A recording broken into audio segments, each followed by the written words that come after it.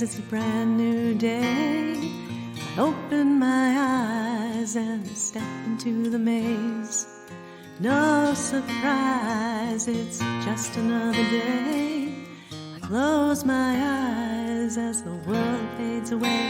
Oh, the world fades away.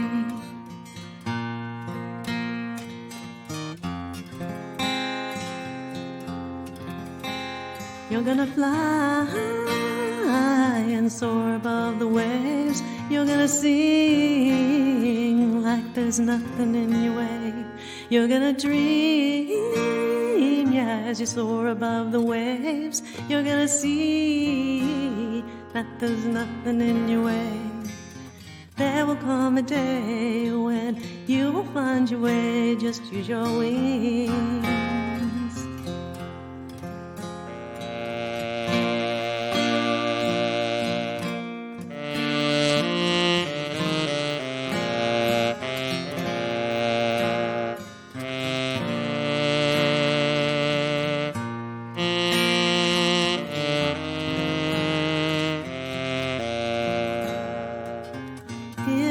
Sigh as the time moves on.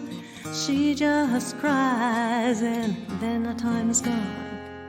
No surprise, it's just another day. I close my eyes and the world fades away. Oh, watch the world fade away.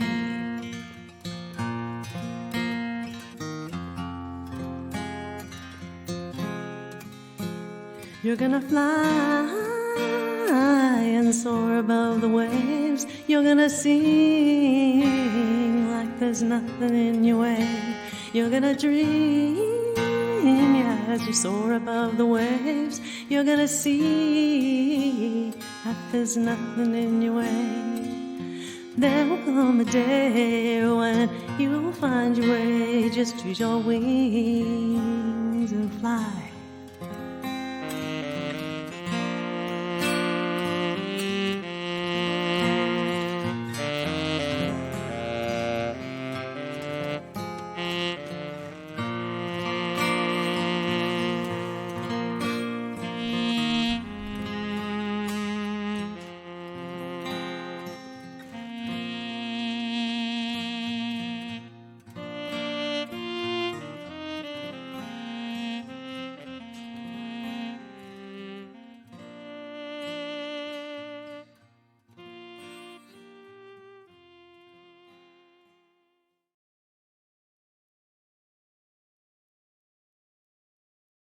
What the real thing I want to convey is that that song that I wrote a year and a half ago was supposed to depict the life of a mental health counselor.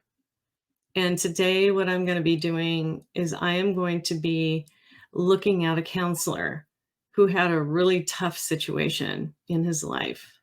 He was a school counselor and he dealt with a school shooting. And he had to testify in this trial with Ethan Crumbley's mother.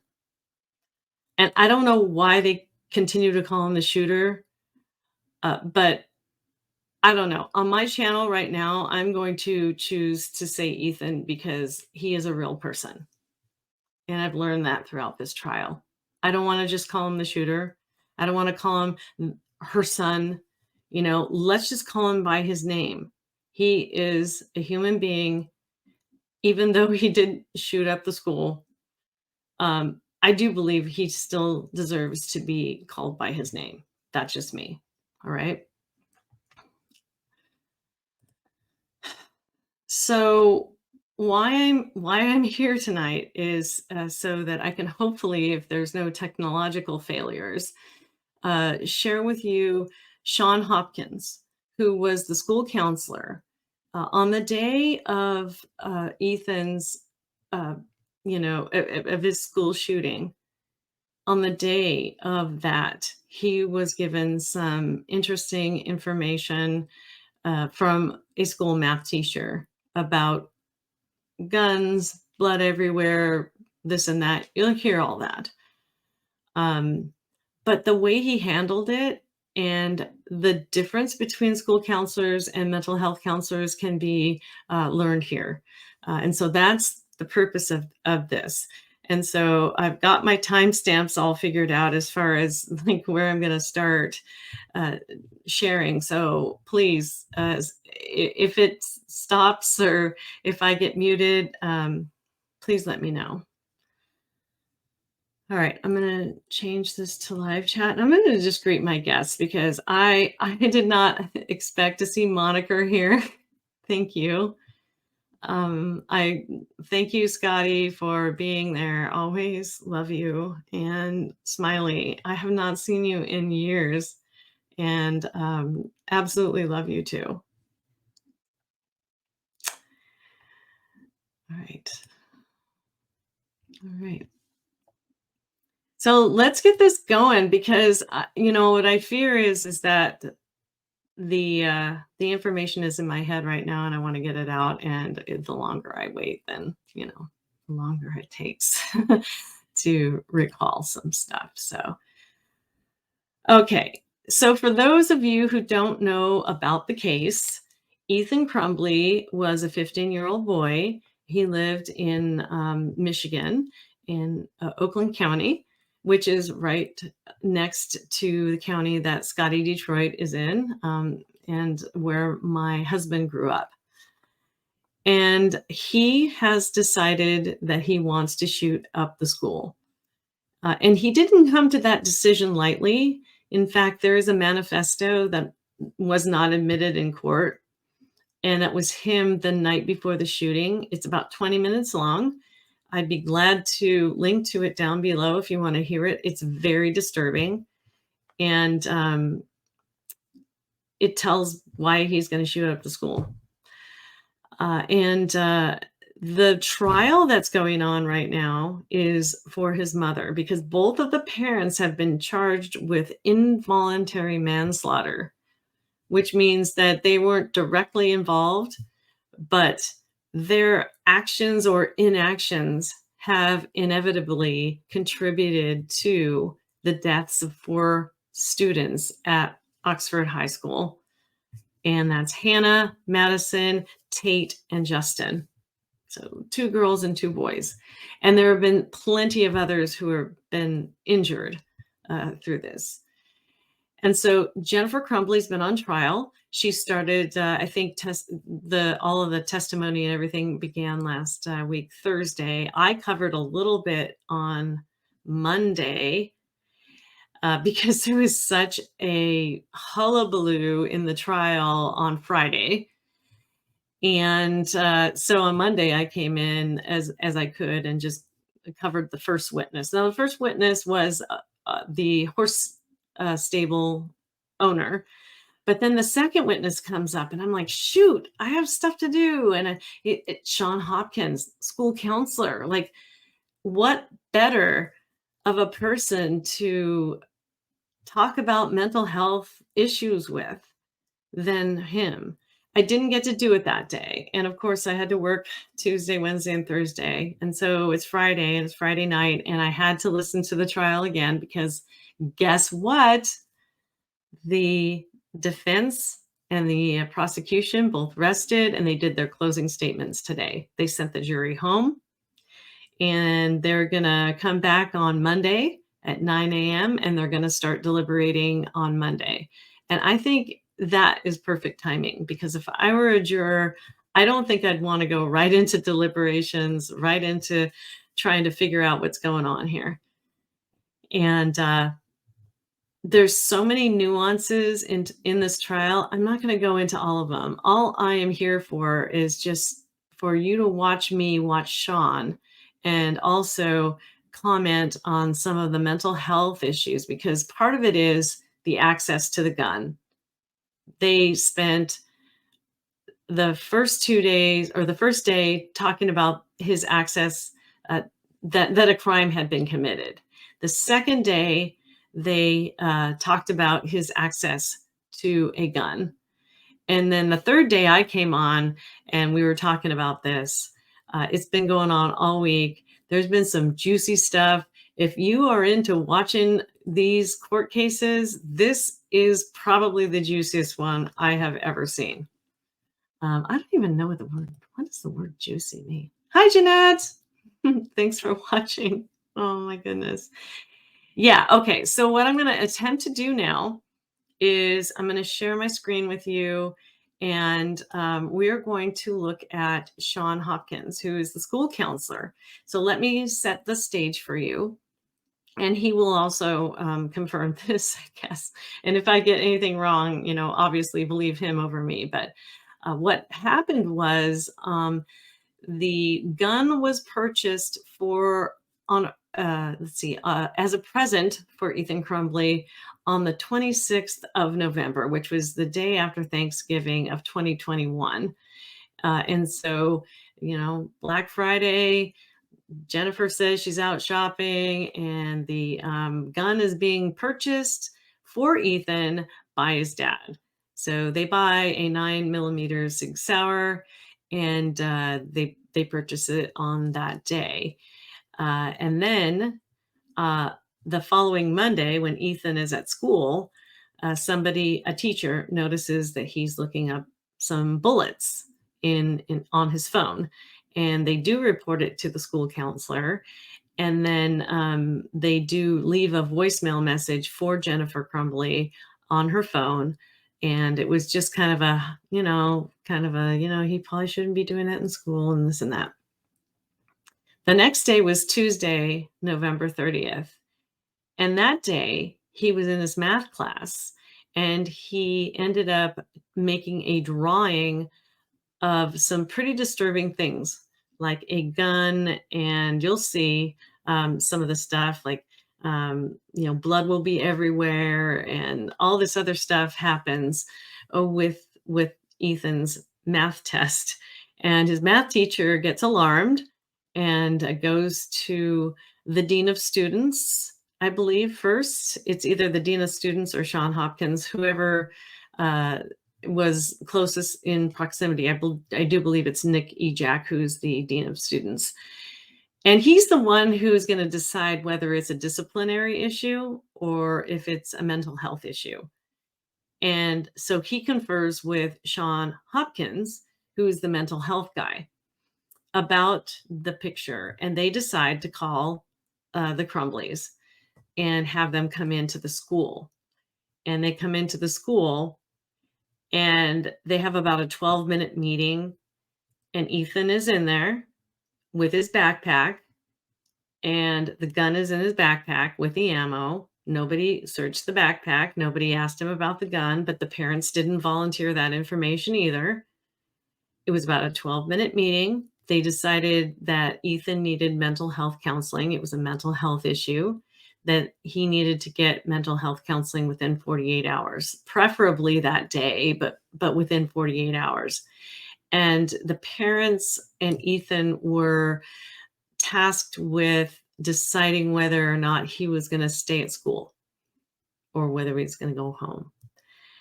And the parents said, we have to work. And so Ethan stays at school, and then he stays at school an hour and a half later at about 12:30 that afternoon. That's when the shooting started. And the state, or county or whatever in Michigan, whoever, I think it's the people, they decided to press charges. They eventually apprehended Ethan and took him into custody, but they also questioned the parents and ended up having to press charges, or ended up deciding to press charges against the parents. So what makes this such a precedent-setting case is that if you have a child who has behavioral issues, can you be held legally liable for what they do? And that's what the question is in case here, and what the jury is going to have to decide.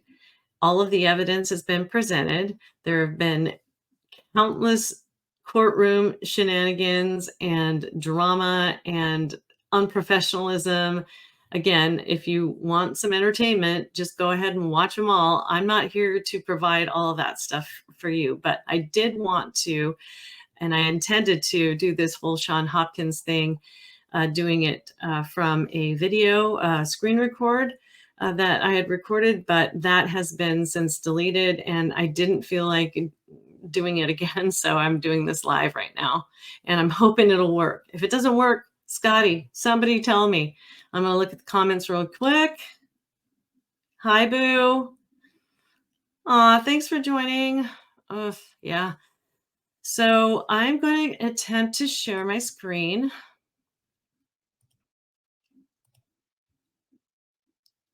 And please let me know if I'm not doing this right.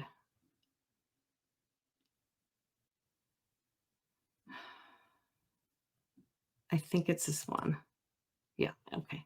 I'm going to share this one. All right. So I'm going to interject as I can. I'm not really great at doing this, but let's just go for it. Sir, did you work with the Oxford High School in November 2021? I did. Okay. And what did you do there? I was a counselor at the high school. Do you still work with Oxford School District? I am currently on leave through the end of the school year. So you said you were a counselor. What exactly does that mean? As a counselor, I oversaw my caseload of students. I had approximately 400 students while at Oxford High School. I helped them with post-secondary planning, scheduling. I helped them also with social emotional issues and really kind of working with them holistically throughout their time in school. Okay, so you said you had about 400 students in your caseload, is that right? That is correct. Okay, so how many students, if you know, attended Oxford High School in November of 2021? I believe it was around either 1750, 1800. Okay, so how many counselors were there?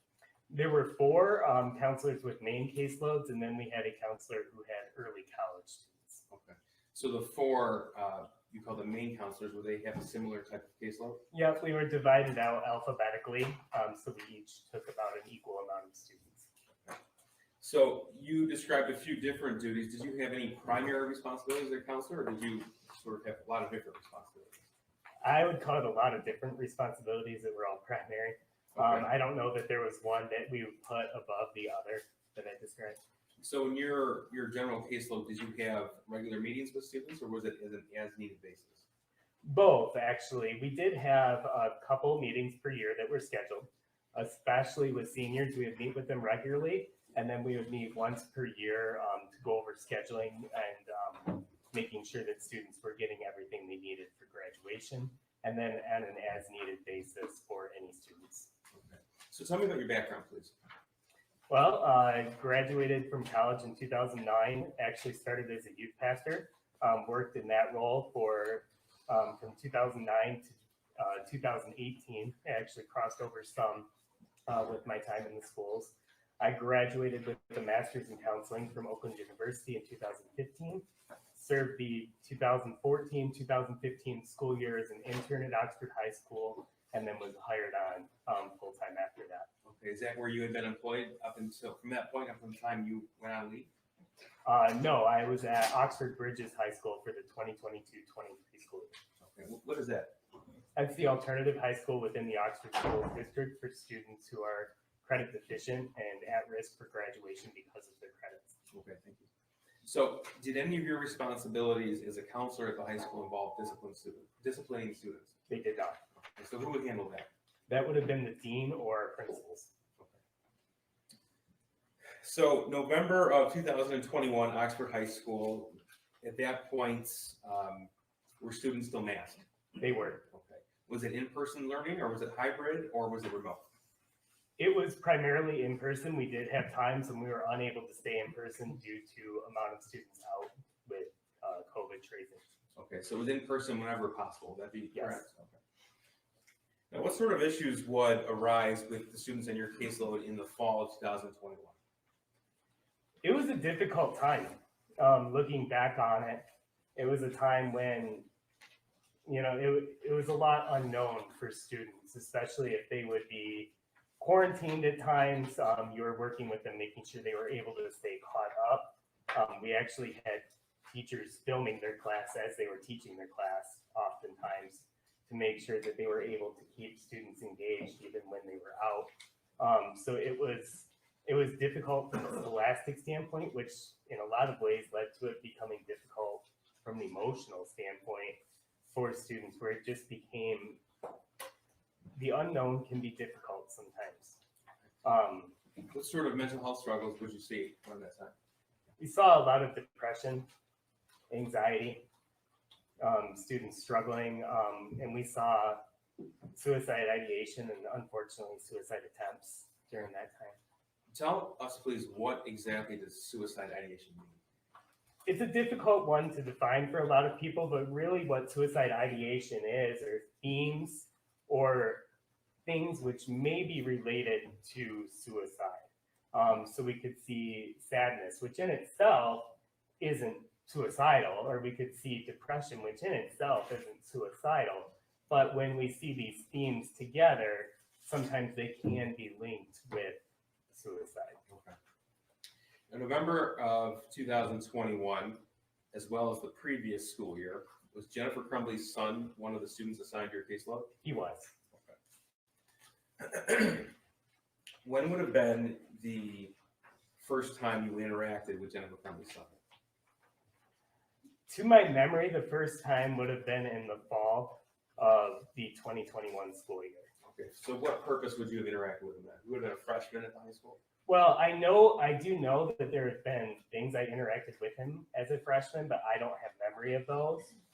We would have done scheduling, we would have done just normal routine things, but I don't have a memory of that. So when you say scheduling, you mean scheduling classes? Yeah. Okay, so that was one of your responsibilities as well? It was. Okay. Now, first of all, is Jennifer Crumbley in the courtroom today? Yes, she is. Can you point to her and describe something she's wearing today, please? She is to my right, wearing a black jacket. With the record reflect identification. The record would reflect the in-court identification of the defendant, Jennifer Crumbley. So in the defendant's son's freshman year, that's the fall of 2020 into early parts of 21, do you have any recollection of interacting with him? I don't. Okay.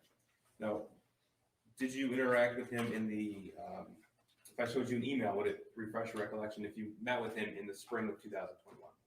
I have seen this email. I don't have memory of the meeting, but it's been documented. Okay. This is exhibit, I don't believe we have an objection to exhibits 155 through 160. So let me just double check here. That's correct, 155 through 160, I think. You don't have an objection to any of them? And remember how many kids he's in charge of. So of course he's not going to remember it, but the email may help him out. Obviously, redacted. This is a copy of an email. Is that correct? It is. Okay. It's sent from a staff member of Oxford High School. Mm-hmm. You have to say yes or no. Yes, Okay. And can you tell us, please, it was addressed to you May 13, 2021, 1:46 p.m. that is correct. Okay. What does the email say? It's, hi, when you get a chance, can you call redacted down and see how he's doing? He's failing my class and tries to sleep all the time in class. Okay. So this was in reference to the defendant's son. That is correct. This is a portion of the same email thread. Also, May 13, 2021. This is 2:07 p.m. And what was your response? It says, I'll catch him before the end of the day. And then did that staff member respond to you? Yes, And what was that? thanks. Just a little worried. Okay. Now, do you recall having a conversation with the defendant's son in May of 2021? I do not recall this meeting. I'm going to show you what's been admitted as People's 156. Mhm. This is, remember, yes or no? Yes. Okay. September the 8th, 2021, 8:23 a.m. This is an email from a different teacher to you. Is that right? That is correct. Okay. And could you read us, please, what the email says? Hi, Shawn. Could you please touch base with student? In his autobiography poem, he said he feels terrible and that his family is a mistake. Unusual responses for sure. Okay. Did you respond to that email? I believe I did. Okay, so this is your response, September the 8th, 2021, 9:15 a.m. What is your response? Thanks for the heads up. I'm in senior meetings throughout the day, but we'll try and catch up with him.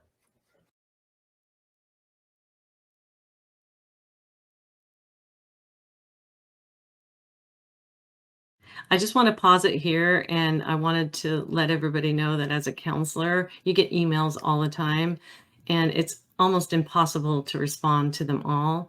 So, I just look at the look on his face. It's kind of like, oh my gosh, I've got so much stuff to do. I've got so many students that I'm in charge of. And, maybe I didn't respond right away.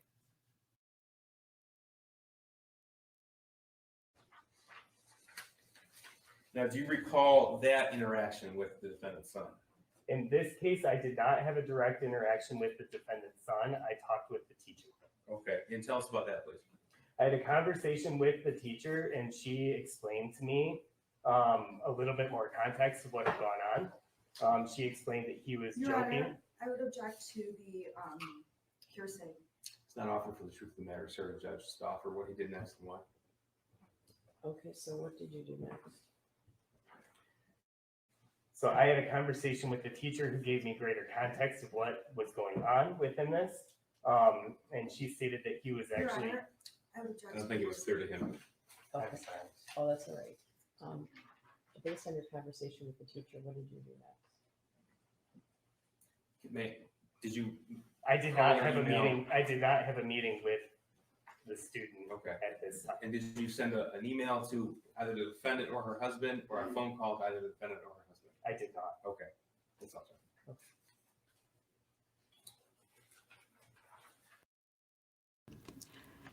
Now, remember, this is the state's witness. So, the fact that he did not have a meeting with the parents, he just did not determine it to be something that he needed to act upon. And that's what we have to do as counselors. Now, in Oxford High School, are grades posted so parents can follow along? They are. Okay, and what system is that? That is through a system called Power School. Okay, They are given live updates through that system. and that's every parent of every student registered in Oxford School District that can follow along with assignments and things of that nature. Yes. And our parents also provided emailed updates to Power School. I believe that they can get notifications through the Power School system. And that's sent to email? I'm not sure. If you how that is. know, that's all right. All right. Now, this was September the 8th, 2021. I'm going to show you People's Exhibit 157. Now, this is November the 10th, 2021 at 2:45 p.m. This is an email to you. Is that right? That is correct. Okay. And can you tell us what this says, please? Student is having a rough time right now. He might need to speak with you. And then your response at 4:44 p.m. on November the 10th, 2021 was what? I'm sorry, I was in a meeting through the end of the day. I'll catch up with him. And I want to let you guys know, so November 10th, 2021, the actual school shooting occurred 20 days later, which was November 30th, 2021. Okay. And did you catch up with him? I did the following day. Okay. Tell us about that, please. I had a quick meeting in the hallway on his way to class and just let him know that if he needed somebody to talk to, that I could be there for him. Okay. Now, did you contact either that student's mother or father at that point? I did not. Okay. Did you send it an email? No. And why not?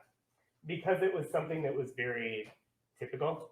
I didn't have any information on the student other than he was sad, which to me is a pretty common thing and a normal thing.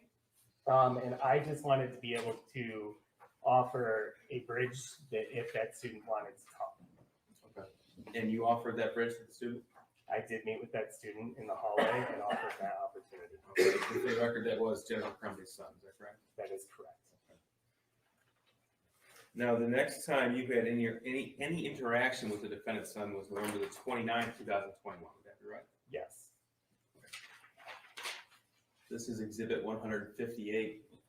Sir, this is an email to you that eventually was forwarded. Is that correct? This email was eventually forwarded to me fairly quickly after it was sent to the two on this email. Okay, so this is Monday, November 29th, 9:32 a.m. Can you read us, please, what the email says? I have a student during first hour today, defendant's son, who is on his phone looking at different bullets at the end of first hour today as I was walking around the room passing out their essays. I didn't get a chance to investigate it a bit further since it was the end of the hour. Now that he's on my radar, I'm also noticing some of his previous work that he's completed from earlier in the year leans a bit toward the violent side. I can bring these things later today during my 5th hour prep if you would like them. Okay, so this was 9:32 a.m. and you weren't on the initial email, but it was forwarded to you. It was forwarded to me. Okay, and tell us what happened next, please. At this point, I received a phone call from Pam Fine, who was on the original email, asking if I would be able to come to her office. She was planning to call down the student and meet to discuss the contents of this email. Now, in the realm of either a school counselor or someone who's in discipline of students, there are certain levels of escalation when it comes to contacting a student and or a parent. Would that be right? I would agree with that, yes. Okay. So there's a check-in. Your Honor, I would ask that the witness answer the questions and avoid the leading questions. Please. Oh, great. Okay, so earlier you testified that you had just met with the student's teacher in September of 2021. Yes, Okay, and you felt that was sufficient at that point. yes, because I was able to gain more context. Okay. November the 10th of 2000, well, actually, you met with him November the 11th, 2021. You took the next step to meet with him. Yes, Okay. And now a decision was made, you just testified that to actually bring the student into the office. that decision was made. I was not the one who made that decision. Sure. But as far as you're concerned in your role, what are the levels of escalation to contact either a parent or somebody else? It depends on the situation. If it's a discipline issue, I'd be contacting a dean or a principal. And then they would be the ones leading the meeting from there. If it's a social emotional issue, or if I feel the student is at risk of harm to themselves, I would be contacting a parent. And this is really important to understand, is that there are two parts of this. So if it is a disciplinary issue, like say you're writing graffiti on the wall, or you're, doing something that will cause you to be expelled from the school, it's left to the dean of students to decide. And then also, if it's a mental health issue, then Shawn here has to deal with it and provide the appropriate references and referrals for mental health. So he was in a tough spot, but I think he's been in this spot before. And it's fairly typical for kids to be depressed and even have suicidal ideation and still remain in school and not shoot up the school. So let's see what happens here. In that case. Okay. So you said it was Pam Fine who was on that initial email, and what was her role at Oxford High School? She was a restorative practices coordinator at that time. So tell me what happened after you received that phone call. I walked to Pam Fine's office, and the student had been called down and then walked into her office. Okay, the student being the defendant's son? Yes, Okay, tell us about that meeting. it was fairly brief. I was there as student support throughout the meeting, not to have direct conversation about the content of the meeting, but it was really a chance to get an idea of what he was looking at and why. Okay. When you said you were there for the standpoint of student support, what does that mean? Well, when a student is facing a potential discipline issue, it's fairly common to call a counselor in, as we are not the ones issuing the discipline in that case, but we can be a person there who's in the corner for the student. So is that intentional to keep the discipline separate from the counselor? Yes, Why is that? because the counselor is not a role of disciplinarian, the counselor is a role of student support. So your focus then would be on the mental health and well-being of the student, not if the school rule was violated. That is correct. You said the meeting was fairly short. It was less than 10 minutes. Was a decision made to take the next step to contact a parent? There was a phone call to the parent after the meeting. Okay, now, do you know how that decision was made and why? I do not know how that decision was made or why. Okay. Were you there for that phone call? I was.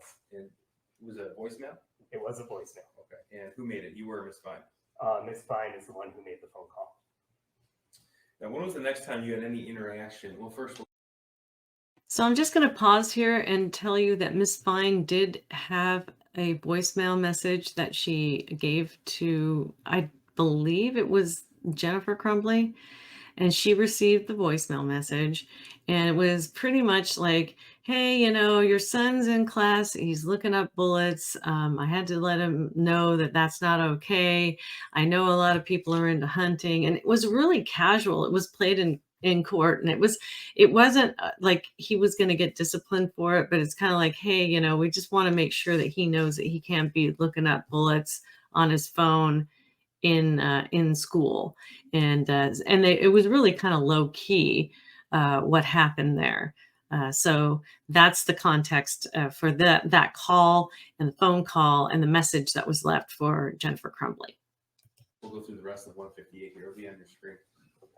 This is when it was the email forwarded to you at 9:34. Can you read this email, please? I sent the following email to Nick and Pam. I wanted to make you aware as well. I'm not sure if you had any contact with this student. Okay, now who's Nick? Nick was our dean of students at Oxford High School at the time. Okay. And 9:36 a.m. You responded to the email. What did you write? Thanks, Jacqueline. I'll be touching base with him as well. Okay, thank you. Now, when is the next time that you had contact with the defendant's son? It would have been the following morning of November 30th. I'm going to show you what's already been admitted as 159. This is also an email. This is Tuesday, November 30th, 2021 at 8:05 a.m. And you were on this initial email, correct? Yes. Okay, could you tell us what the email says, please? I know Jackie emailed you guys yesterday with some concerns about the student in our first hour class. Today he is watching videos on his phone of a guy gunning down people. It looks like it's a movie scene and not security footage / a real event, but definitely still concerning when taking into account some of his other behaviors. Okay, so this email was sent at 8:05 a.m. the morning of the shooting. What time did you receive it? Well, I received it at 8:05. I believe I responded and saw it about 30 minutes later. I'm sorry, that was a bad question. If you recall, what time did you actually read it? Around 8:30. What was your reaction when you read the email? My first reaction was, here we go again, of another conversation of you have to follow school rules. You have to be able to make decisions that aren't going to be detrimental to your time in class. Okay. Now, did you subsequently met with that student, correct? That is correct. Okay, but before you did you receive another email regarding him? Not to my knowledge, no. Okay, well, did you receive another email regarding the defendant's son that day? I did, but what happened was a math teacher showed a picture to our dean of students, Nikki. Okay, so I'm going to show you 160, what's been admitted. Okay. This is from a teacher to you and Mr. Ejak, who references the dean of students. Yes. This was sent 9:32 a.m. and this was a photograph of a drawing by the defendant's son. Yes, this was sent after I already had defendant's son in my office. Okay, so let's back up a little bit then. You looked at the first email around 8:30 in the morning, you said? Yes. Okay, and then what decision did you make and why? I was on the phone when I saw the email, and upon hanging up the phone, I actually had Mr. Ejak come to my office. Why is that? Because he had been shown the math assignment, which is attached in the email currently on the screen. Okay, I'm going to pause it here because in school it's really difficult, right? Because he's on the phone, and then this email comes in, and then Nick Ejak is the dean of students. He's the one that decides whether disciplinary action is going to be taken. And this math teacher has actually taken a photo of Ethan Crumbley's math paper that had all of this stuff on it that you guys are going to see if you already haven't. And so the counselor's in a place to where they need to figure out if it's a disciplinary issue or if it's a mental health issue, and that it continues to go back to that. Okay, and then tell me about that conversation. He mentioned that Miss Morgan had shown him this picture. I said, Ethan, because I had his schedule up on my computer, going to planning on talking with him. Okay. And then I made the decision as the counselor to go into his class because it is, when a counselor goes into a class, it could be for anything. Okay. You said you had made the decision to speak with him. Was that because of the email you received before Mr. Ejak came and saw you, or another reason? It was based on the email that I received. Okay. And then when I already had the information that there was an assignment of some sort going on, then it solidified that decision even further that I was going to talk to the student. Okay. Did Mr. Ejak show that to you, or did you see it from the email? I did not see it until I saw the assignment in person in the class. In person? He was shown a picture of it on the phone. Who's he? Mr. Ejak Okay. was shown a picture of it on a cell phone. All right. So I had not seen the assignment at that point. All right. And you made the decision to retrieve the defendant's son from class and bring him to your office. Yes, his classroom was actually close to my office when he was in that hour. Okay. And so I made the decision that as a counselor, it would be easier for me to walk in there because that's a pretty common thing. And then I ended up grabbing the assignment and walking back to my office with the student. Okay. Now, the first time you saw that assignment was in person in that classroom. That's correct? I really didn't look at it much. I had it, Okay. but I wasn't studying it as we were walking back to my office. Okay. This is Exhibit 123. It's already been admitted. Now, there's things drawn out in words added and certain words crossed out. Was this the assignment that you retrieved from the defendant's son's classroom? Yes, it was. Okay. And then you brought the defendant's son back to your office. Is that right? Yes. Okay. And then when would you say is the first time that you really took a look at this? A couple minutes after being back into my office was when I really took a look at it. Okay. I went through the email I received with him With from the Allison. defendant's son? Yes. Okay. The email from Allison Karpinski, and then sought clarification on that email. And then after receiving the clarification from the student on that email, I then looked over the paper with the defendant's son. Okay. Okay, I'm going to stop here because this is the math paper. And I know, Boo, thank you for being in the audience because you're saying that you did a lot of these same things when you were a kid and you didn't go shoot up a school. So, you know, I think what happened with the school is that they saw this. Is this the altered one? Yeah, this is the original one. There was one and that he altered too, so that he wouldn't get in trouble. But basically, when you see something like this, you want to talk to the kid. And if you're the parents, you want to talk to the kid. You want to just see what's going on with the kid. And I don't know that anybody actually did. I know that this guy, Shawn, he did try, but there wasn't a whole lot of time. And he has 400 students that he's overseeing. And then he calls in, I think he calls in the Crumbleys because of this drawing, and mainly because of the verbiage is what the Nick Ejak, the dean of students, said. It wasn't more the drawings. It was more the verbal stuff. It says, oh, this is the altered one. This is not the original one. He had altered it to say video game, OHS rocks, and everything's happy. But the original one had a gun and said blood everywhere, you know, and all this other stuff. So, this is the he had altered this one. He had altered this. There are two of them. So hopefully they'll show the other one and we can talk a little bit more about that. But for now, I'll just go ahead and play this. Okay. And what was your thought when you saw this paper, Exhibit 123? My first thought was I wanted to get from him what he was doing. His initial response was that it was a video game, that he liked drawing for video games and liked being able to create in that way. So I let him describe it in that way at first, and then I asked him to talk about some of the words that he had written down. Okay, I remember it now.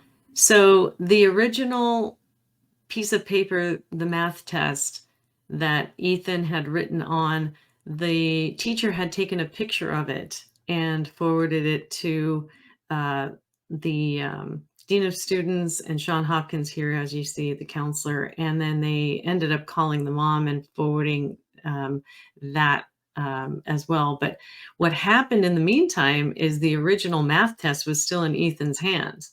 So the teacher had taken a picture of it, but the original math test was in Ethan's hands. And so he erased it and started altering it into something else. So that's how it became two pieces there. I'm just remembering that now. By this because point- those stuck out to me. So by this point, had you seen the original drawing? No, Okay. So the words you were asking to explain were on this sheet here, 123. that is correct. Okay. So what words in particular stood out to you? I noticed the words of "I love my life so much," "the thoughts won't stop." I could make out "help me" under the crossed out part, and "harmless act." So it made me concerned that a student may potentially be suicidal or be displaying suicidal ideation. Okay. So I take it you didn't take the defendant's son explanation at face value. I didn't take it at face value. I accounted for it as his description, but I wanted to make sure that I was looking at as much of a picture as I could. Okay. So when you reviewed this drawing, and again, this is before you saw the original drawing, did you decide then to ask more pointed questions? I did. I really wanted to point out the words that were in the drawing because they were the easiest to see, and I wanted to get explanation for the words that wasn't just "it's a video game." Now, when you were speaking with the defendant in your office, did he have a mask on? He did. Okay. Did you have a mask on? I did. Could you tell what his demeanor was at that point? As best as you could, without complete facial expression. You still have tone of voice, you still have pace of speech. At this point, you never actually interacted with him without a mask. Would that be right? That is correct. So when you ask more pointed questions, tell us what happened next and why. His demeanor at first was very compliant.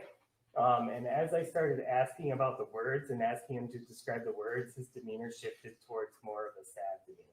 Okay. He started sharing some things that had gone on in his life. Like what? He mentioned that a family dog had died recently.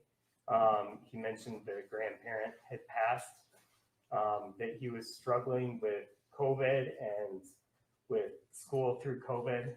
And he mentioned that he had an argument with his parents about grades the night before.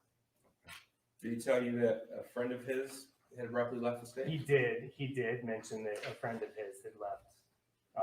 He didn't say the state, just wasn't attending school anymore. Okay. Now, did you make a decision based upon your conversation with him to call Jennifer Crumbley? I did. You know, is that before or after you saw the original drawing? I don't remember. Okay. So during this conversation with the defendant's son, did you have the opportunity to look at the original drawing? I did receive the original drawing in an email, probably 25 to 30 minutes after returning him from class. So this is Exhibit 74. It's already been admitted. This is the original drawing that was shared with you? Yes. Okay. Now, what about this drawing causes you concern as well? This drawing also gave me a lot of concerns of suicide. When I looked at it and I saw one body, when I looked at it and saw words that were internalized of "the thoughts won't stop, help me," I started becoming concerned about the student's well-being and made the decision that I needed to involve parents. Okay.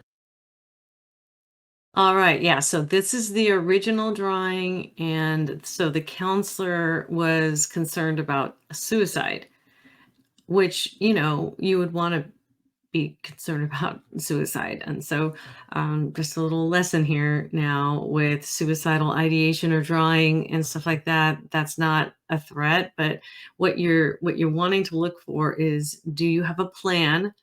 Do you have the thoughts? Obviously, he's got some thoughts, blood everywhere. My life is useless or something like that. The thoughts won't stop and help me. So those are all thoughts and feelings. We would want to probably, describe those feelings. But we want to know what the actions or potential actions are going to be here. we're going to want to know what his intentions are. And so there's where the imminence is. Now, he could lie to you. I could say, hey, are you planning on killing yourself? Are you planning on doing something, to yourself to hurt yourself? And he could say, no, this is just a video game sort of thing. And he could totally lie. But we would want to probably refer, and Shawn is absolutely right here. We would want to refer on to a licensed mental health counselor out in the community to be able to assess that appropriately. But we would also, and this is where I think possibly that Oxford dropped the ball, is they did not ask about the means. You always have to ask about the means. And yes, everybody, I know Boo is probably out there saying, yes, we all have the means to do it in any way we can. But because there's a gun on the screen, I would hope, and this is what I would have done, is I would have said, does he have a gun? And nobody asked that question. Nobody. But there were 3 guns in the home. There was 2 22s and the Sig Sauer that they had bought just on Black Friday before this Tuesday of the 30th, right? The 26th, they bought the Sig Sauer. The 27th, they went to the shooting range. It was all publicized. It was all on Instagram.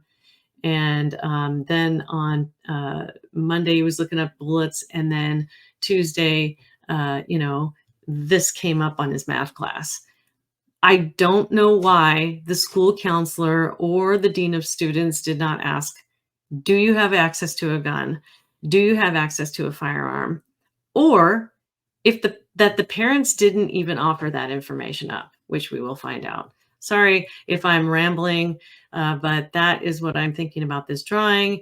I'll go ahead and mute myself and continue this video, and then hopefully respond to people in chat.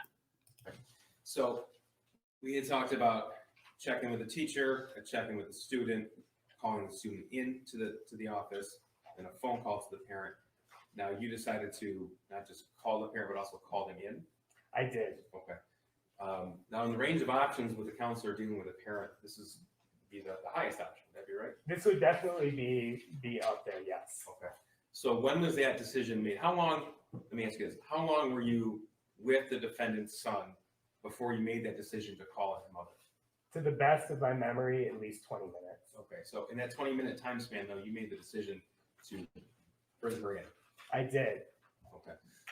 Tell us how that happened. I asked, I actually told the student what I was going to do. I said, here's where we're at, and here's what I have to do. And I let him know that in this case, I need to call your parents and get them involved, because I want to make sure we get you help and support. Okay. I then gave student the option to choose which parent he wanted me to call. I do that quite frequently because it gives you an insight into the student a little bit. Of sometimes they might say, please don't call this parent. And student's response was it would be easier to get a hold of mom. So we called mom. Okay. Now, did you tell him that you had concerns of suicidal ideation before you called Jennifer Crumbley? I do not believe that I told him that, no. And you indicated that you had seen in the fall of 2021 other aspects of suicidal ideation in other students? Yes. Okay. And you said even some students had even attempted suicide? Sadly, yes. Okay. So you've had these sort of meetings where you call a parent in before? I have. Okay. And you said it was the defendant's son to call Jennifer Crumbley, or at least you'd have an easier time getting a hold of her? Yeah, that was the statement. So I called mom, and I Mom believe, being the defendant, Jennifer Crumbley? yes, that is Okay. correct. And she was unable to answer that phone call. So I then asked, Well, how do you know that? It went to voicemail? yes, Okay. she did not answer She that didn't phone answer. call. Okay. And so I asked the student if it was okay for me to call his dad, and he said yes. I called dad, and it sounded like there was an answer, but it was also kind of like just dead air on the phone. Okay. So I hung up, and a few moments later, I received a phone call back from Jennifer Crumbley. Okay. Now, if I told you that we had phone logs admitted into evidence that showed you left a message for Jennifer Crumbley at 9:24 a.m., would that sound right to you? That sounds about right, yes. Okay. And then it appeared from those same records that she had called you back at 9:27 a.m. Does that also sound right? That sounds about right. Okay. Tell us about the conversation between you and Jennifer Crumbley at 9:27 a.m. I let her know that I had the student in my office and I had some concerns and was hoping that she would be able to come into the school. Was that on your office line? It was on my office line, yes. Did you have the cell phone to your ear, or was it speakerphone? At that point, it was to my ear. And I believe that mom asked to speak with Ethan, or the student. So I then put it on speakerphone and allowed them to talk to each other as well. Okay, tell me about that, please. Mom asked the student what was going on. And he didn't really have much, just kind of. Okay. Did you tell the defendant that you had a drawing you were going to send her, the math worksheet? I believe I did, yes. Okay. And then I sent it to her, Okay. to her cell phone. And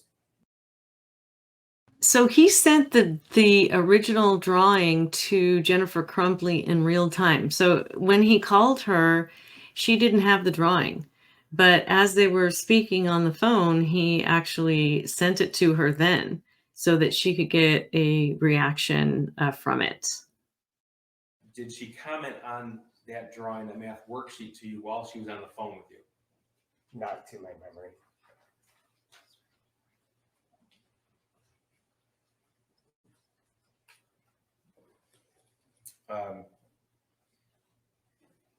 You indicated to Jennifer Crumbley that you needed her to come into the office. Is that what you said? Yes. Okay. Did she say, okay, I'll be right there? Or did she say something else?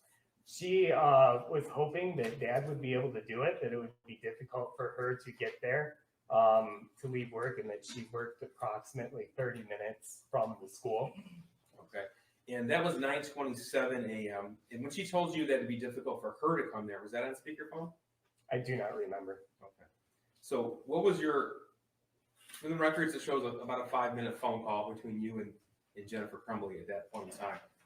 Were you left with the impression that she was on her way then, or that you had to find another parent? I was left with the impression that she was going to try and contact Dad, to have Dad come. And then approximately 10 minutes later, she called again saying that she was unable to get a hold of Dad, and that she would be on her way. Okay. She being Jennifer Crumbley. Yes, that is correct. All right. And you said you forwarded this Exhibit 74 to Jennifer Crumbley. This was forwarded in the email. Okay. And then this Exhibit 123 was also forwarded to her. That was texted to her cell phone. Texted Jennifer Crumbley's cell phone. Yes.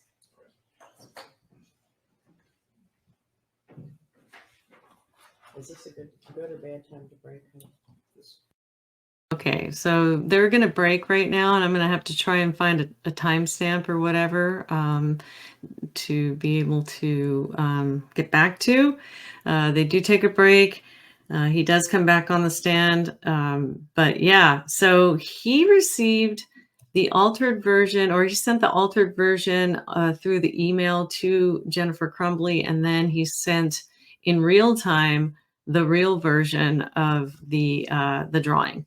So, however concerned a parent could be, be it as it may, apparently they felt it was concerning enough to call the parents in the school. I believe that they did the best job that they could. As so far, I'm not blaming the school. So I'm going to check the chat to see if there's any questions, and while I find the correct timestamp for the when he comes back on the stand after the break, I'll just go ahead and do that. 3:50:44. Wow, they must have went to lunch. Okay, so here he is back here.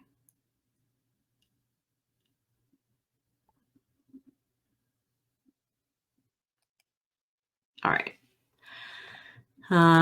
Look at me being all techie, I guess. As long as you can hear me, I guess. I don't know where Scotty Detroit went, but apparently he's watching out after me somewhere because he gives me a call and says, "Hey, girl, I can't hear you." Oh my goodness.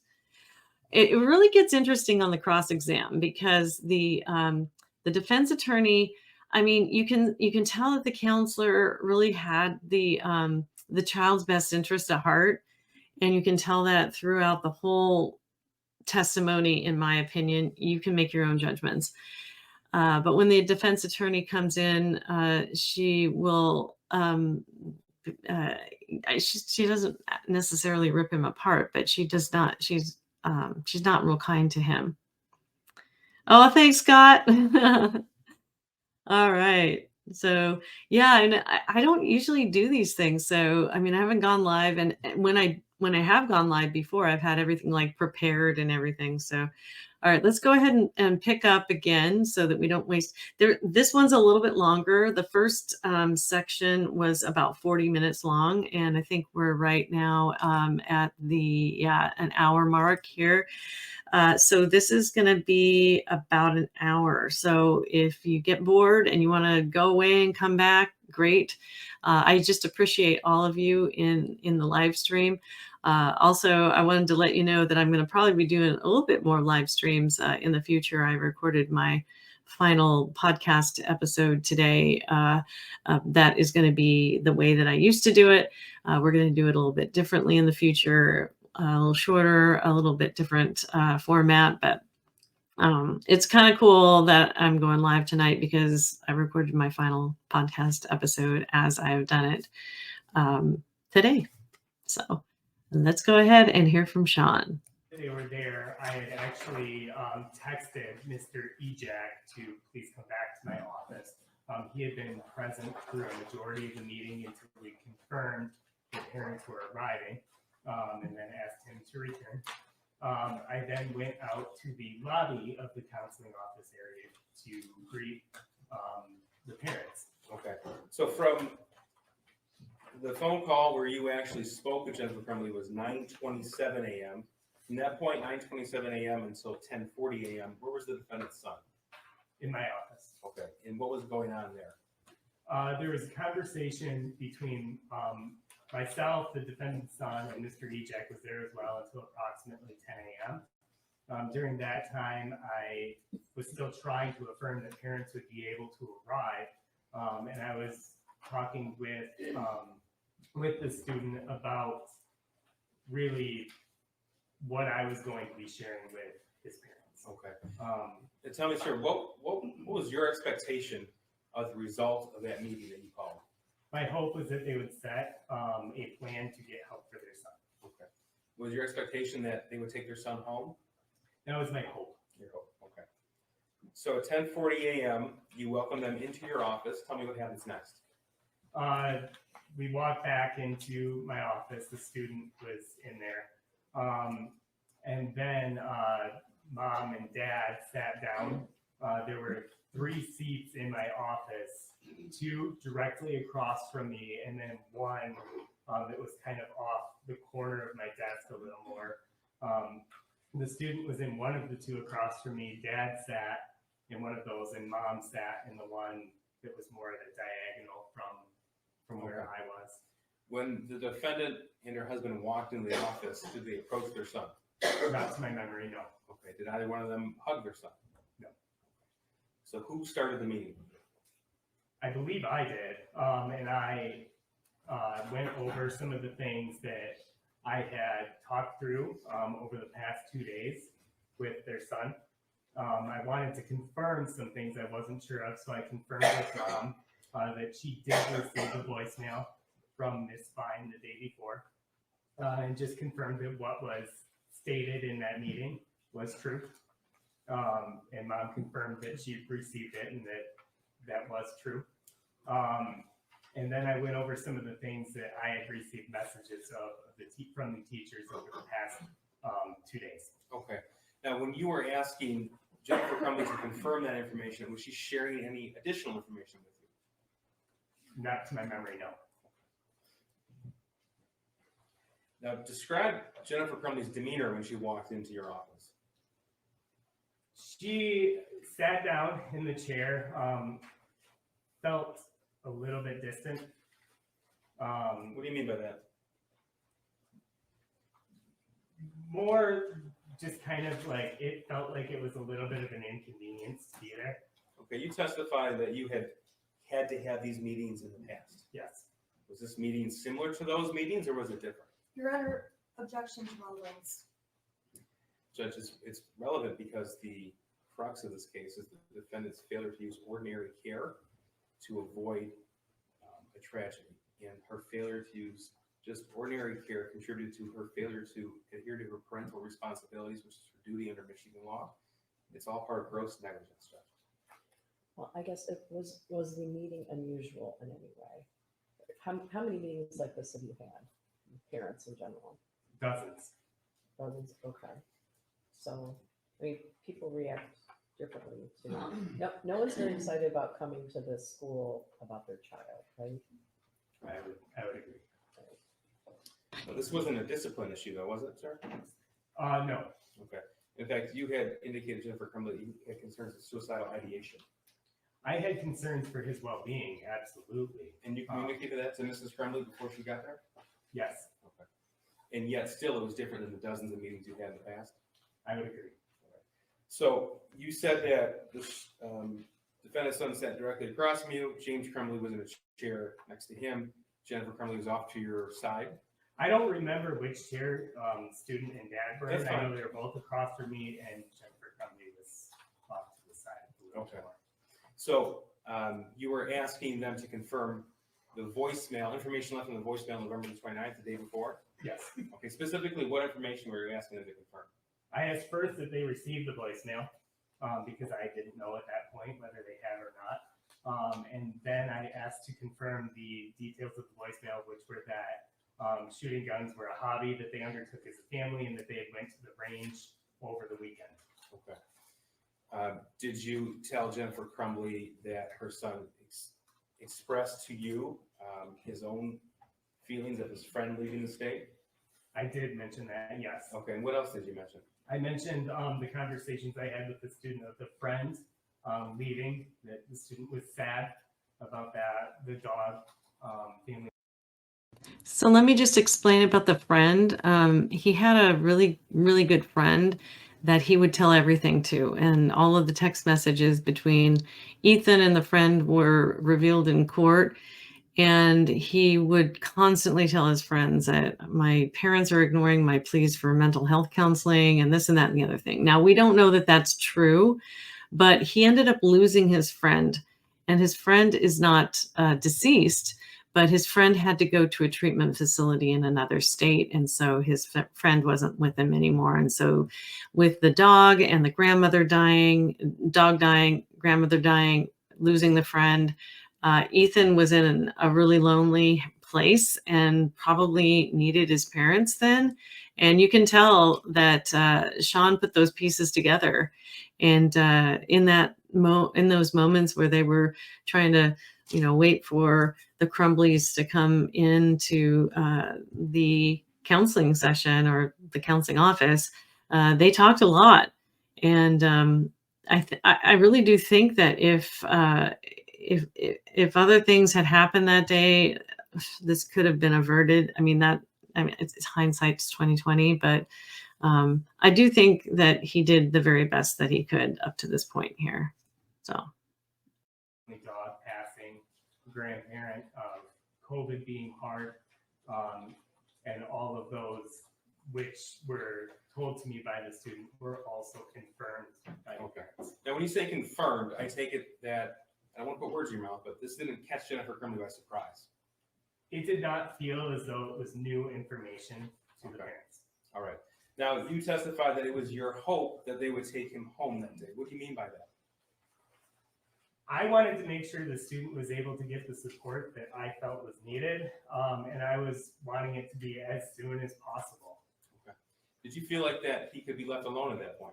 I did not want him left alone at that point. In fact, that's why I kept him in my office until I could make contact with parents. Okay. And you communicated that to the defendant? I do not remember if I communicated that to the defendant.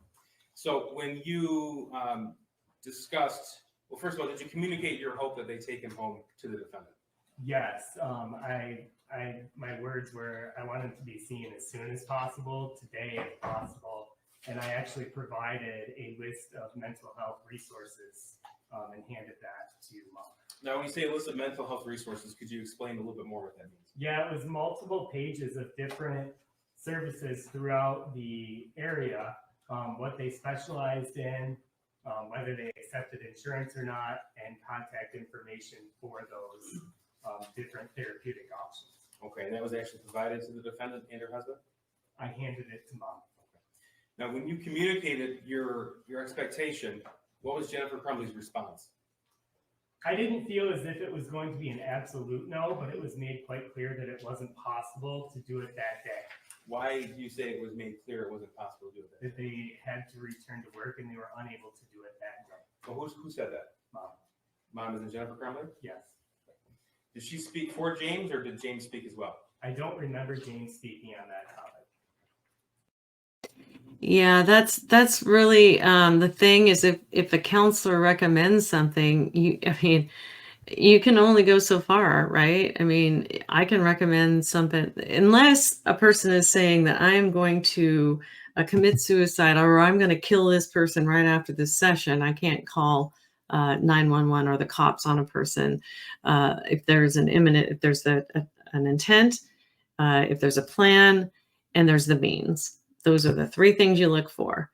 And so this guy was a little bit handcuffed because he didn't know about the fact that Ethan had access to a gun. I think it would have been so much more helpful if he would have known that.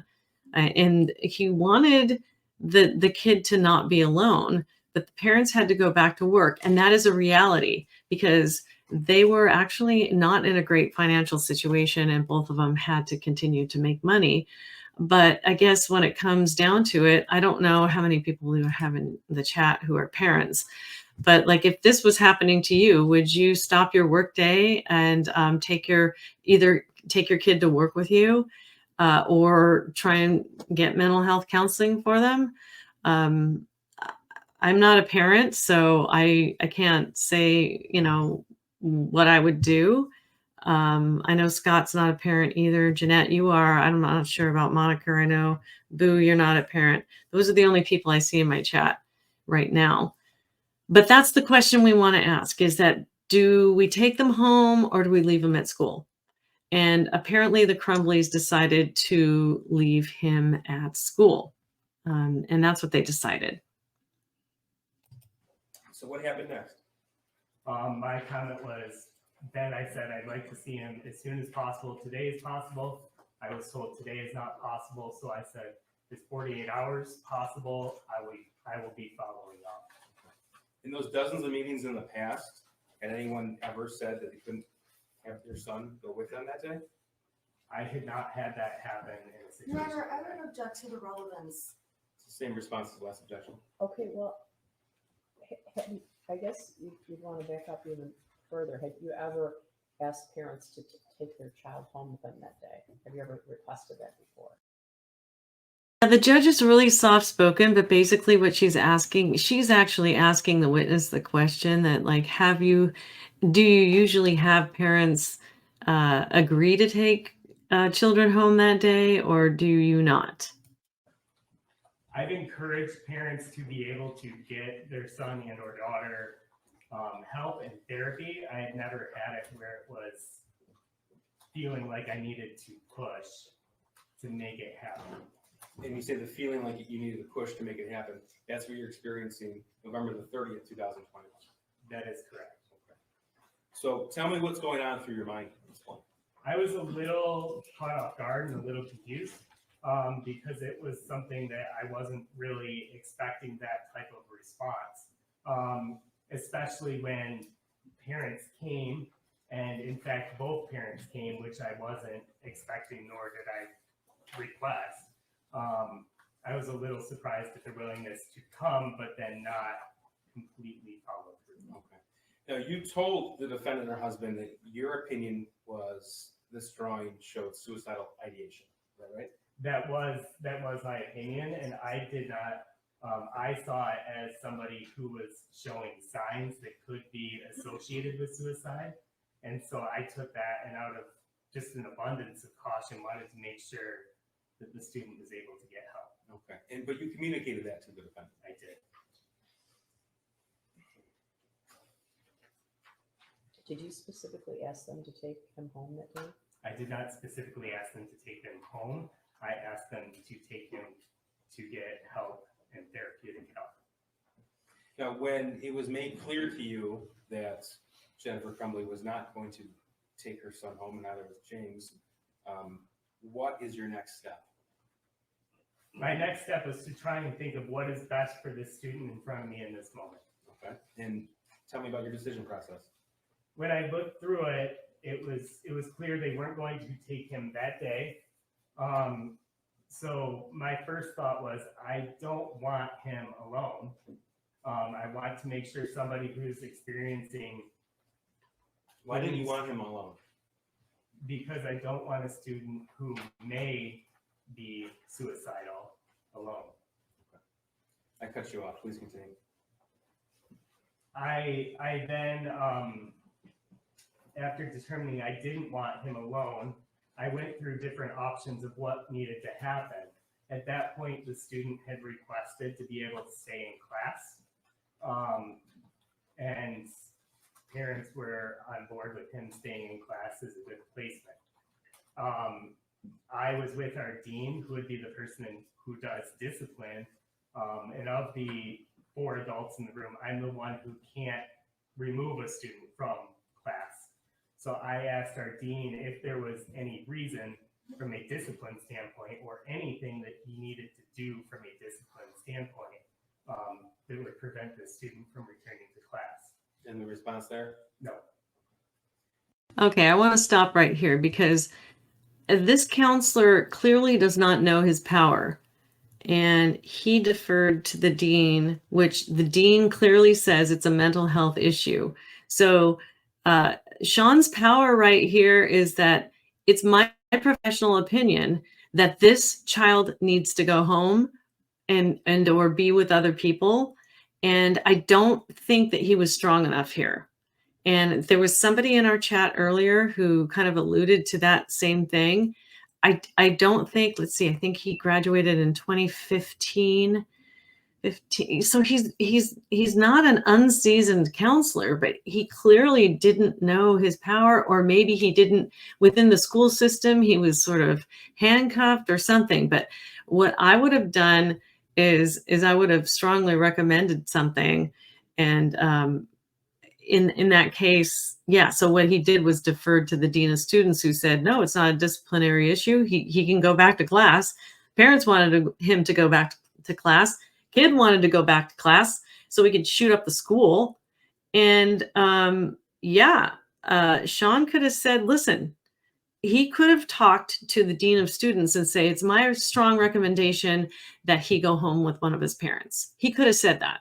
He didn't. Nobody searched his bag either. I'm not putting this on the school, but I am saying that the school systems are overloaded with students, and the counselor to student ratio is absolutely awful. And this poor guy was, I was going to say under the gun, but that would be insensitive. But he was. And he had to make a snap decision. I don't know what you all think in the chat, but let me see if anybody's even out there still. Nope. Okay. All right. We'll just continue this and see where it goes. So you told us that you were taken aback. You were a bit confused by the response of the defendant. And now you moved on to your next decision with the information in front of you.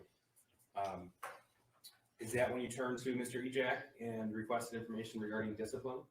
It is. Okay. And how did the meeting end? Tell us about that. The meeting at that point ended fairly abruptly. What do you mean by that? Well, at that point, we had a student wanting to return to class. I knew that he wasn't going to be able to be removed to go get therapy that day. So I was kind of left with an option of, okay, this student, I can't keep a student from class if there isn't a reason to keep him from class. I asked if there was a discipline reason, and once we had kind of gotten to that point, I allowed the student to go back to class based on the information I had, and then mom asked if we were done. And Those were her words, are we done? Yeah. Okay. Yes. What was your response to that? My response was like, yes, so.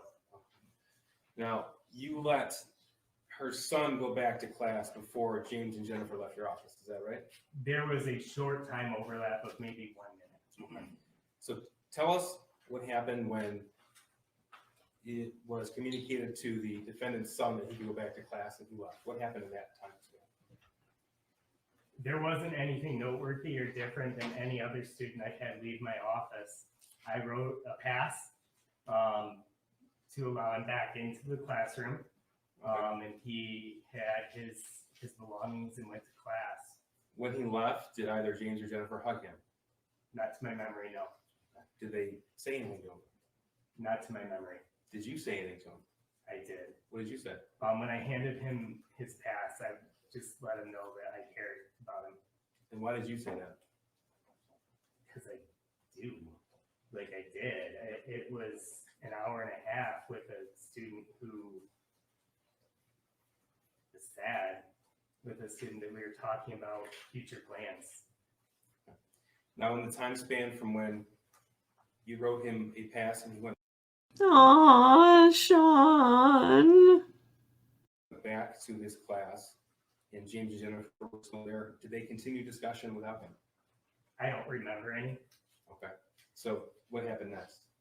I had handed them the sheet with referrals, and to my memory, they gathered up belongings and left. Now, what was your plan as far as follow-up had this attack not happened? My plan as far as follow-up was I was going to meet with the student the next morning to see if there had been more discussions and more plans about getting help. And then if there had not, my plan was to call Child Protective Services. Now, how long would you say the meeting lasted from beginning to end? Less than 15 minutes. All right. And again, was that typical or atypical from these meetings that you've been in before? Objection. Same response, Jeff. In your experience, how long do these meetings usually last? They vary. I mean, I've had some where parents came, got their kids, and it was 5 minutes. I've had some where we were in my office for an hour.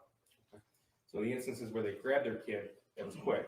Could be, yes. But when they spoke and talked through things, it was much longer. Yes. May I have one more, Your Honor? Nothing further, thank you. Thank you. Okay, so here's where the cross-examination comes in.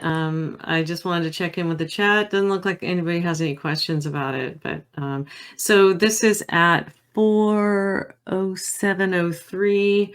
So it goes to 4:59 at 48, so 7, so a little less than an hour.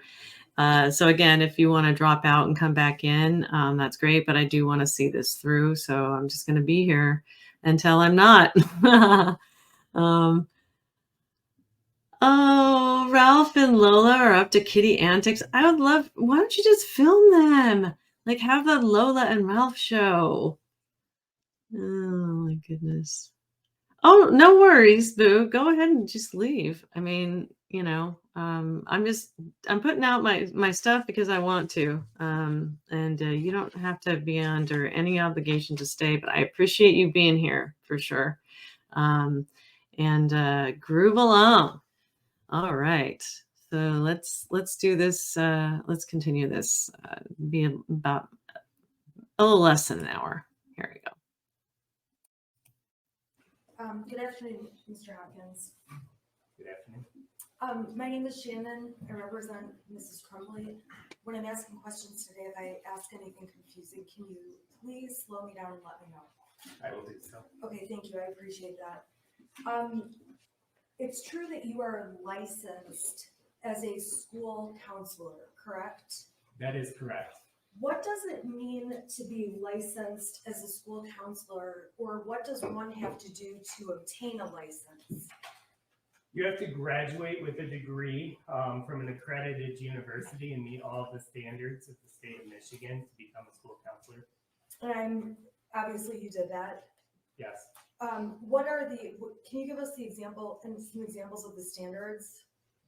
I have to meet the required trainings based on hours over a certain period of years. Do you recall how many hours or? Well, they're broken up into specific categories, but in totality, it's on top of the degree, 150 hours every 5 years. 100. Okay, now, so that really put it into perspective for me, because what I had to do in the state of Washington was a lot more than that. So yeah, I have to have a master's degree or a PhD in Washington State, behavioral sciences. These areas of study have to be met that you do in your degree with an accredited university or college. So Shawn and I are right on the same page right there, okay? However, in Washington State, we have to have 3,000 hours of supervised experience. 1,200 of them have to be direct contact with clients. And we also have to have 100 hours of supervision. So during the time we're getting those 3,000 hours, we have to be supervised by somebody, and we have to at least spend 100 hours with that supervisor in order to get a license. And we have to pass the licensure test, get a background check, and meet all of the state requirements. So clearly you can see that in the state of Michigan, even though he will go on to say that he gets continuing education and continues to go far beyond what is required for his continuing education, clearly being a school counselor in the state of Michigan they don't meet the criteria and or the requirements of being a licensed mental health counselor in Washington State. We have far more work to do. We have far more hours to do. And I don't know why that is. And maybe a licensed mental health counselor in Michigan, not a school counselor, would have required more. But that's the requirement. And I don't know. I think that might need to change. But you guys let me know what you think. 150 every 5 years. And you just mentioned that they're broken up into categories. Can you just give us a quick idea of what these categories are? Yep. Some are based on college. They have to be hours specific towards helping students get to college. Some are based on careers, and some are more general. Are any of those based on suicide prevention or danger at school or discipline? Those hours are not, but a degree in counseling is. Oh, that's right. I forgot to tell you that as we are, with this continuing education hours that we have to do as counselors, is that every 2 years we have to have 36 hours of continuing education. 6 of them have to be in ethics, and 6 of them have to be in suicide assessment. So basically, there's 36 hours every 2 years.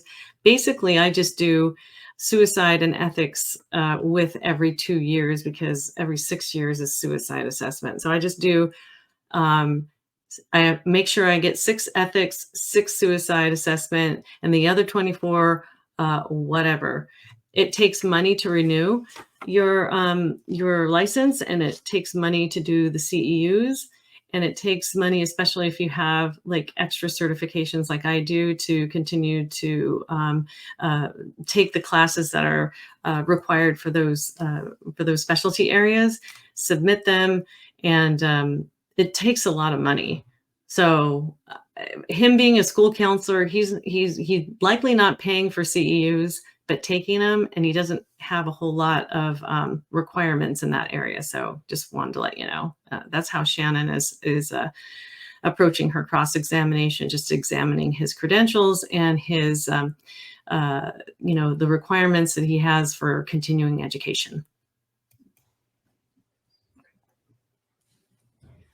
Aside from receiving your degree and those 150 hours of training, or hours that you had to obtain your license, did you have any other additional training or continuing type education regarding becoming a counselor? Or, okay, tell us about that. The training is continual and goes well above and beyond 150 hours. It's oftentimes based on school need and oftentimes based on what is important in the profession. And when you were testifying, did you say you graduated in 2012? No, I'm sorry, 2009? I graduated undergrad in 2009, master's in 2015. I'm sorry, okay, master's in 15. And at what point did you become licensed? Were you licensed, what year? I passed the school counseling exam in the summer of 2014. Okay, so starting in summer of 2014, you had to do at least 150 hours every 5-year period, correct? When I was hired in 2015 and had the full licensure, I did 5 years, renewed my license in 2020.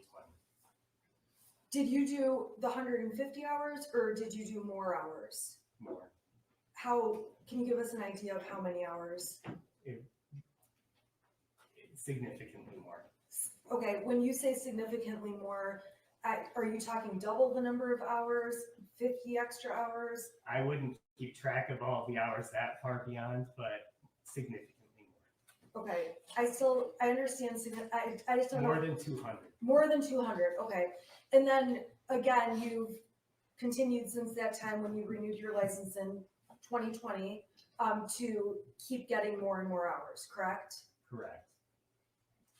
So by 2021, it's fair to say you had over the 150 hours you needed, the additional hours you talked about, and then you had already started moving on into the 150 you would need for renewing your license for the next 5 years. Yes, Okay, did I say all that right? I believe so. Okay, thank you. Now, when I want to go back through the exhibits that Mr. Keast admitted while you were on the stand, and if you need to see any of the exhibits, please let me know. I'm going to start with 155, which were the emails that started off with Miss is it DeRiker? It is DeRiker. DeRiker. Do you need to see that in order to? I would like to see that. Okay, Yes, please. Your Honor, may I put it up on the screen, what's been admitted? Sure, I'm sorry, what exhibit number is it? This is going to be number 155, and I just need to. Okay.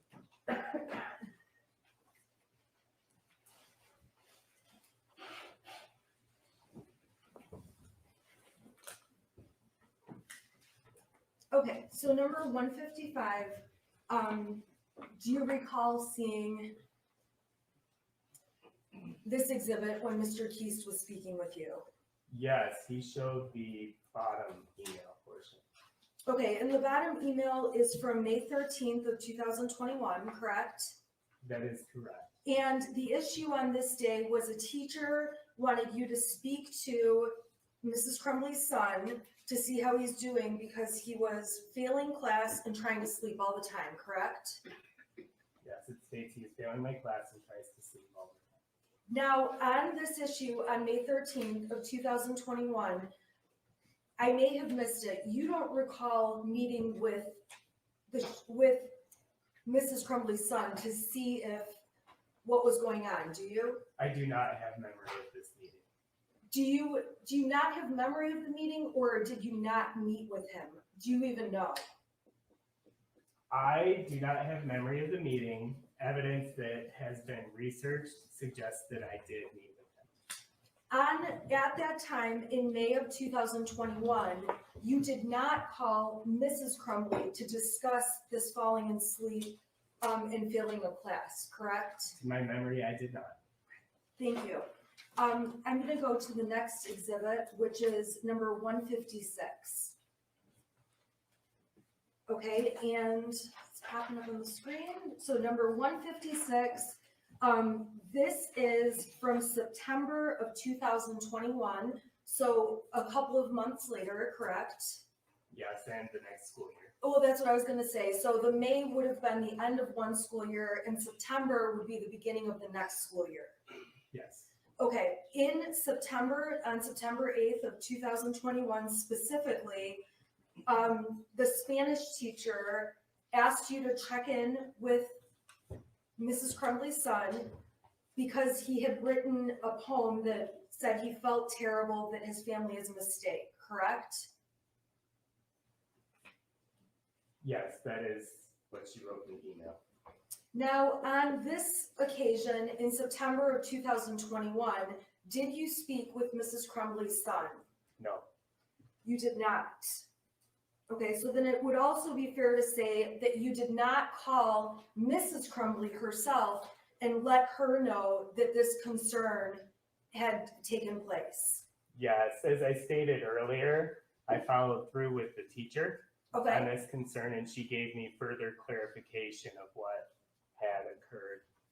okay, so at the end of the day, after further clarification, all said and done, this September 8th date, you did not place a phone call to Mrs. Crumbley.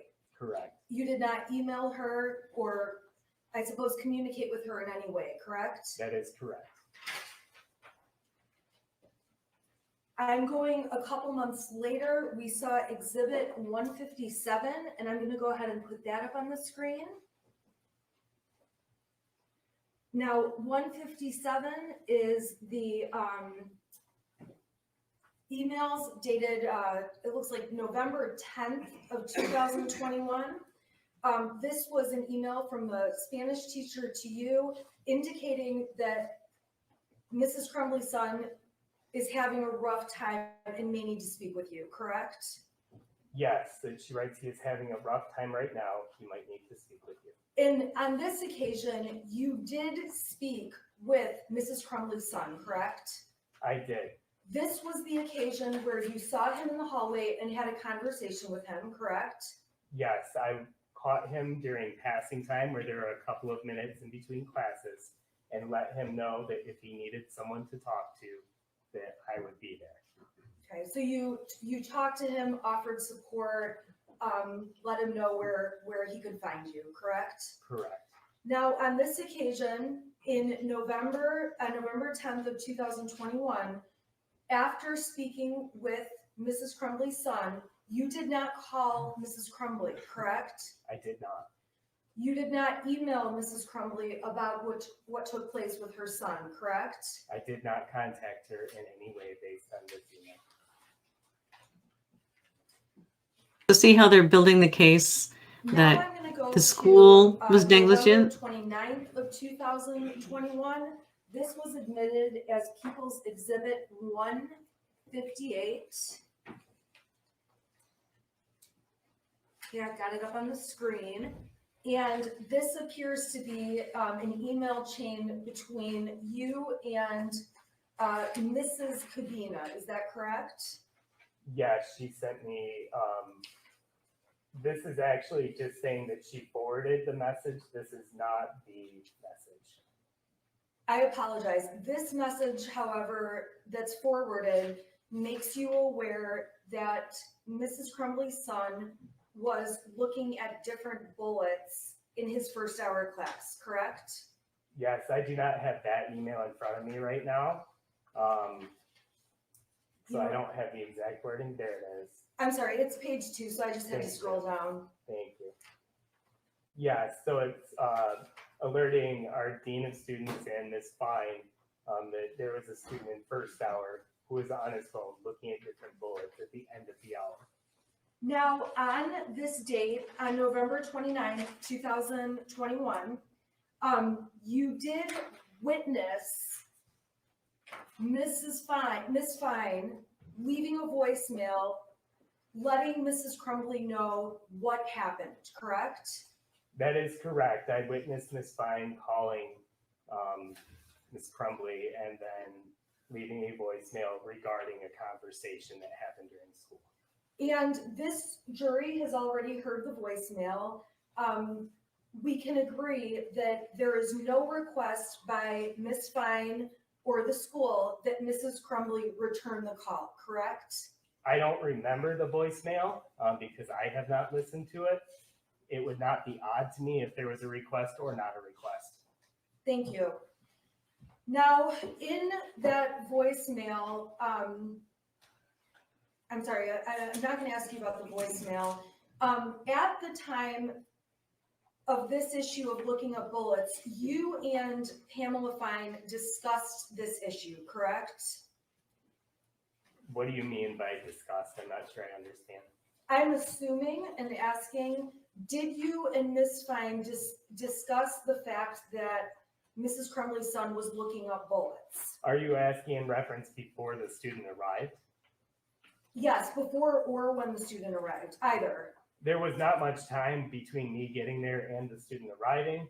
The context of the meeting was largely led by Ms. Fine to gain an understanding from the student's perspective of what was going on at the end of the hour. First, to see if he was going to be forthcoming with the truth, and then to see what was actually going on and what his reasons for doing so were. And when you guys spoke with him about the bullets, there was also discussion about other things people may look up on the internet that are not illegal, but just not appropriate during school hours, correct? There was discussion about school appropriate behavior, yes. And overall, Mrs. Crumbley's son was told looking at bullets not appropriate for school, correct? Yes, looking at bullets is not appropriate during school.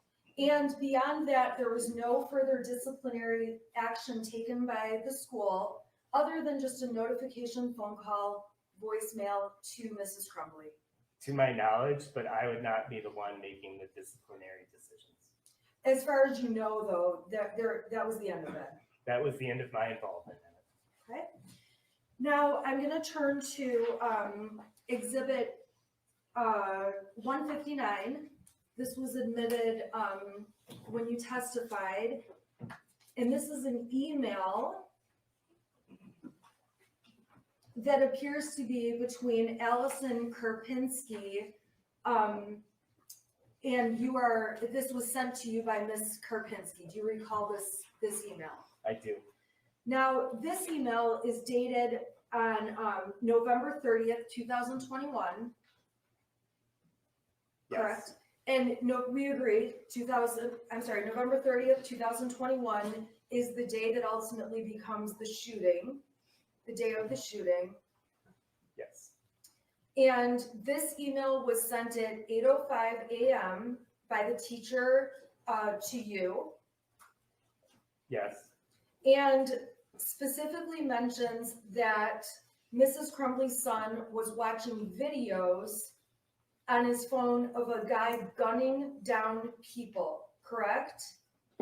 It says that today he is watching videos of his phone of a guy gunning down people, and to continue, she writes, it looks like a movie scene and not security footage / a real event. Okay, so she represented that it looked like a movie scene. It doesn't look like a real event. Okay, but she mentioned that it's definitely still concerning, correct? Yeah, she says when taking into account some of his other behaviors, that she found it definitely still concerning. And that's the point that you want to bring home, is that in taking account and putting everything together, you do want to kind of form a big picture with those small details. And I don't know that the school actually did that appropriately. Now, when did you become aware that Mrs. Crumbley's son was watching these concerning videos? When I read the email. At 8:05 in the morning? I did not read the email at 8:05. I believe I read it approximately 30 minutes later. Okay, so you would have read this email at approximately 8:30 that morning. Around that time, yes. Now, when you read the email at 8:30 that morning, you did not call Mrs. Crumbley's son down to the office to ask him about these videos, correct? I was on the phone at the time with other parents. So you did not call Mrs. Crumbley's son down to ask him about about the videos. That's fair, correct? I did as soon as I was able to. Okay, so there's a time lapse between when you got the email and when you were able to speak with Mrs. Crumbley's son. Yes. Now, when you spoke to Mrs. Crumbley's son, you did not ask him to bring up the videos and let you watch what he was watching, correct? Correct. I asked him what he was watching. And you relied on the information he provided to you about what he was watching. Exactly as I would if I asked him to show me the videos, yes. I'm sorry, I don't understand what that means. I was relying on him to provide the information, which would be the same as if I had asked him to show the videos. Okay, but if you saw the videos, you would know specifically what they look like. You are instead relying on what Mrs. Crumbley's son says was on the videos, correct? Yes, I asked him what they were and he told me what they were. Yeah, I would have asked to see the video. I mean, and this is not just in hindsight, but I would ask if it would be okay if I was watching it, because apparently a teacher was concerned about it. Do you think that you would mind sharing it with me? I wouldn't be, mean about it or anything or rude, but I would just ask him or invite him to. But it doesn't sound like Shawn did that. He just relied on Ethan's description of the video, which could have been anywhere. Right. And I think that's the point that Shannon Smith is trying to make on the defense. She's doing a great cross exam of him. I have to say, I was not impressed with her on the last stream I did. And she's handling herself a lot better on this day, for sure. And I relied on the information he gave me. When he told you what the videos were, the information you relied on, did he tell you where he obtained those videos from? No.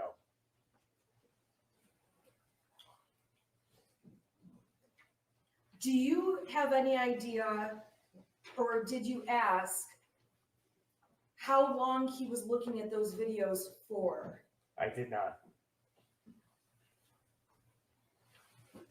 Yeah, so she's trying to go for his credibility and she's trying to go for his negligence. Now, on November 30th, so about an hour after the time period we just discussed, that was when Miss Morgan made you aware of this math paper that we've discussed extensively in this trial, correct? Miss Morgan did not make me aware of the math paper. She made Mr. Ejak aware of the math paper. I apologize. And then was it Mr. Ejak that made you aware of it? Yes. Okay, thank you. And thank you for clearing that up.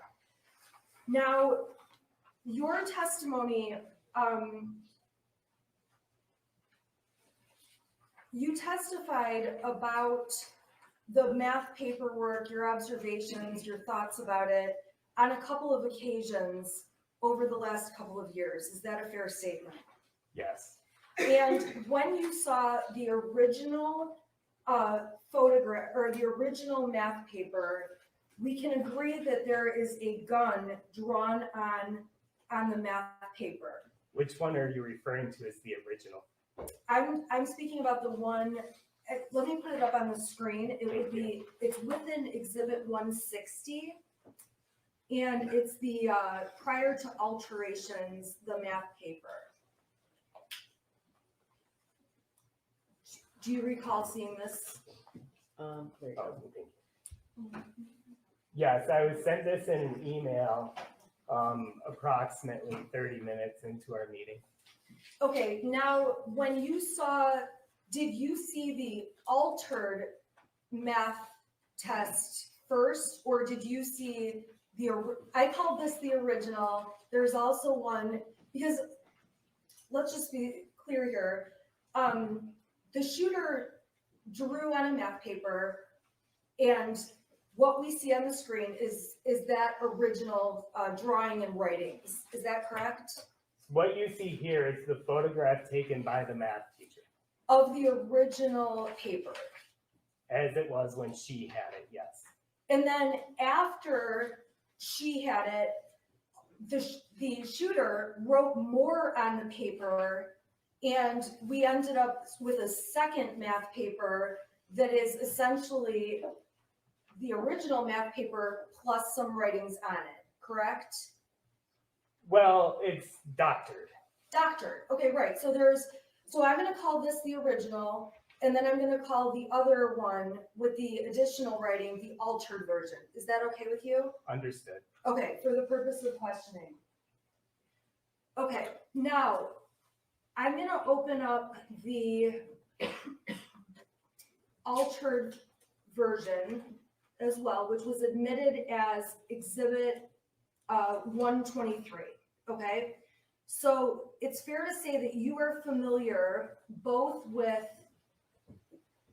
the original math paper and with the altered one, correct? I was able to look at both of them over the course of our meeting, correct?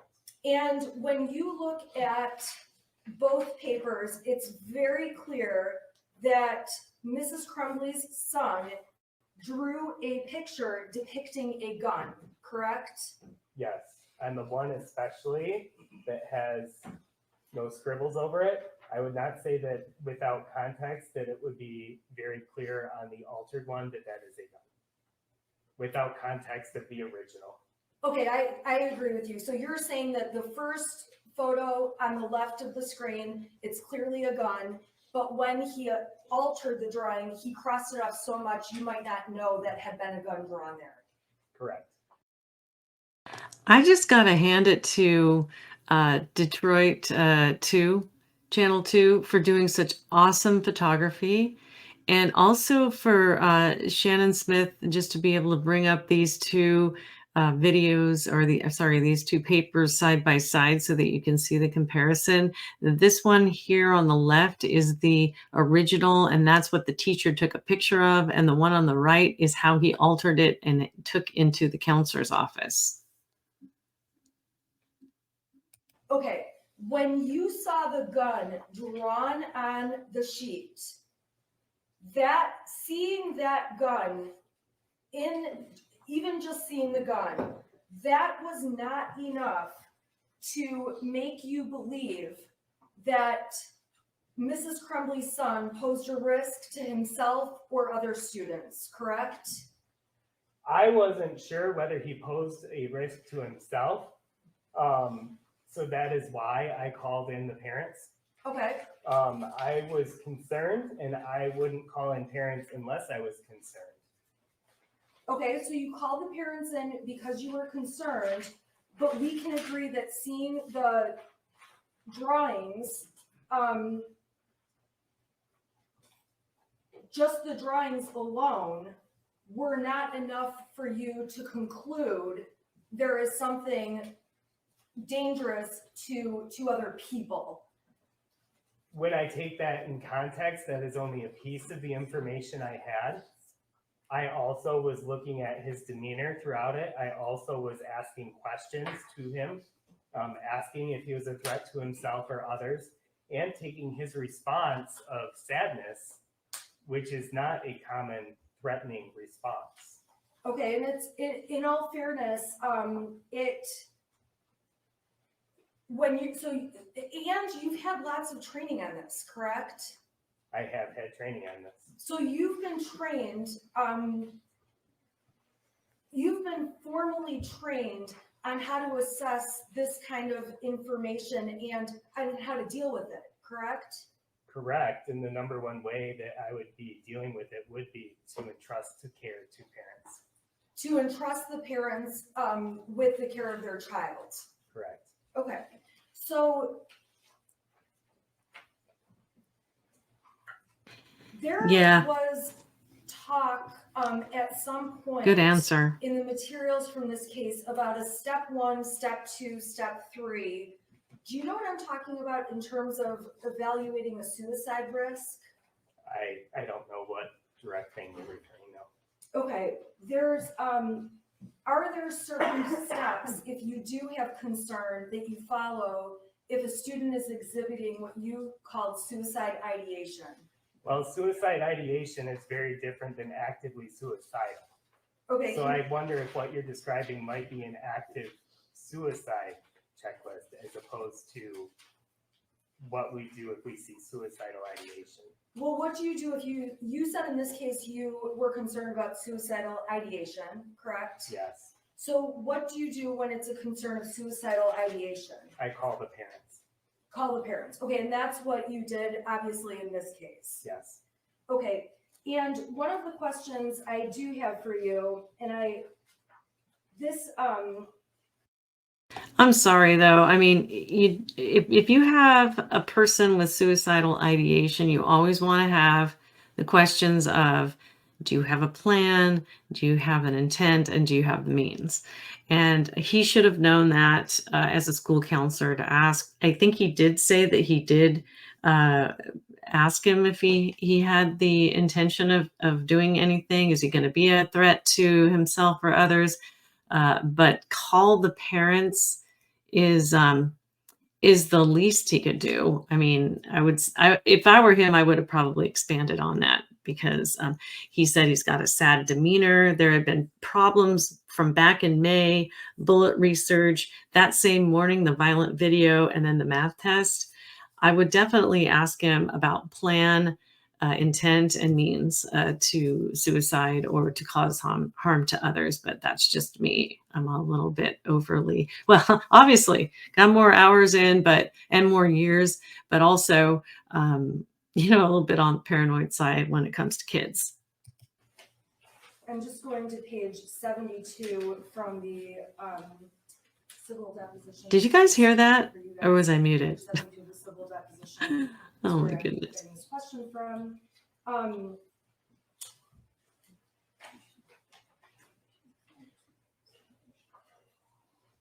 A drawing of somebody who is shooting a gun is just a drawing. That is something you've said before, correct? I do not remember. If there's not another person in the drawing, that's of significance to you when you see a picture of a gun, correct? Are you referencing in regards to the math assignment? Yes. In the math assignment, if I see multiple people, I do have a different level of concern. Okay, so explain for us then what, and I don't know why that clicked off, but it's gonna pop back up. So explain to us what you mean by when you see another person or you don't see another person. Tell us what you see up here and how things would change if there were multiple people. Well, I see one body. If I see somebody holding the gun in one body, my response is completely different. Okay, so, and have you had training about looking at drawings by students and being able to take them into account when you're assessing situations? I've had training in how to assess situations. I would not say I've had training in students' drawings. Okay, but your conclusion was that because there's not a second person, seeing a gun on these pages in and of itself alone would not be enough to cause you concern. Again, you're taking a very small piece of that. That is just a piece of what I saw in totality. Okay, so you were asked before, you didn't see anything that suggested that there was a gun in the hand on this drawing, and your answer was no, correct? In regards to this drawing, Yes. I do not see a gun in someone's hand on this drawing. Okay, you were asked, that's a pretty important thing for you to know or not. Do you agree? Your answer was a drawing of somebody who is shooting a gun. Still, there's not another person. It's just a drawing. Do you recall testifying that way when you were previously asked about this drawing? That was not in regards to this drawing. It's fair to say that, which drawing was it in regards to then? Not this one. So you testified at a deposition on September 14th of 2022, correct?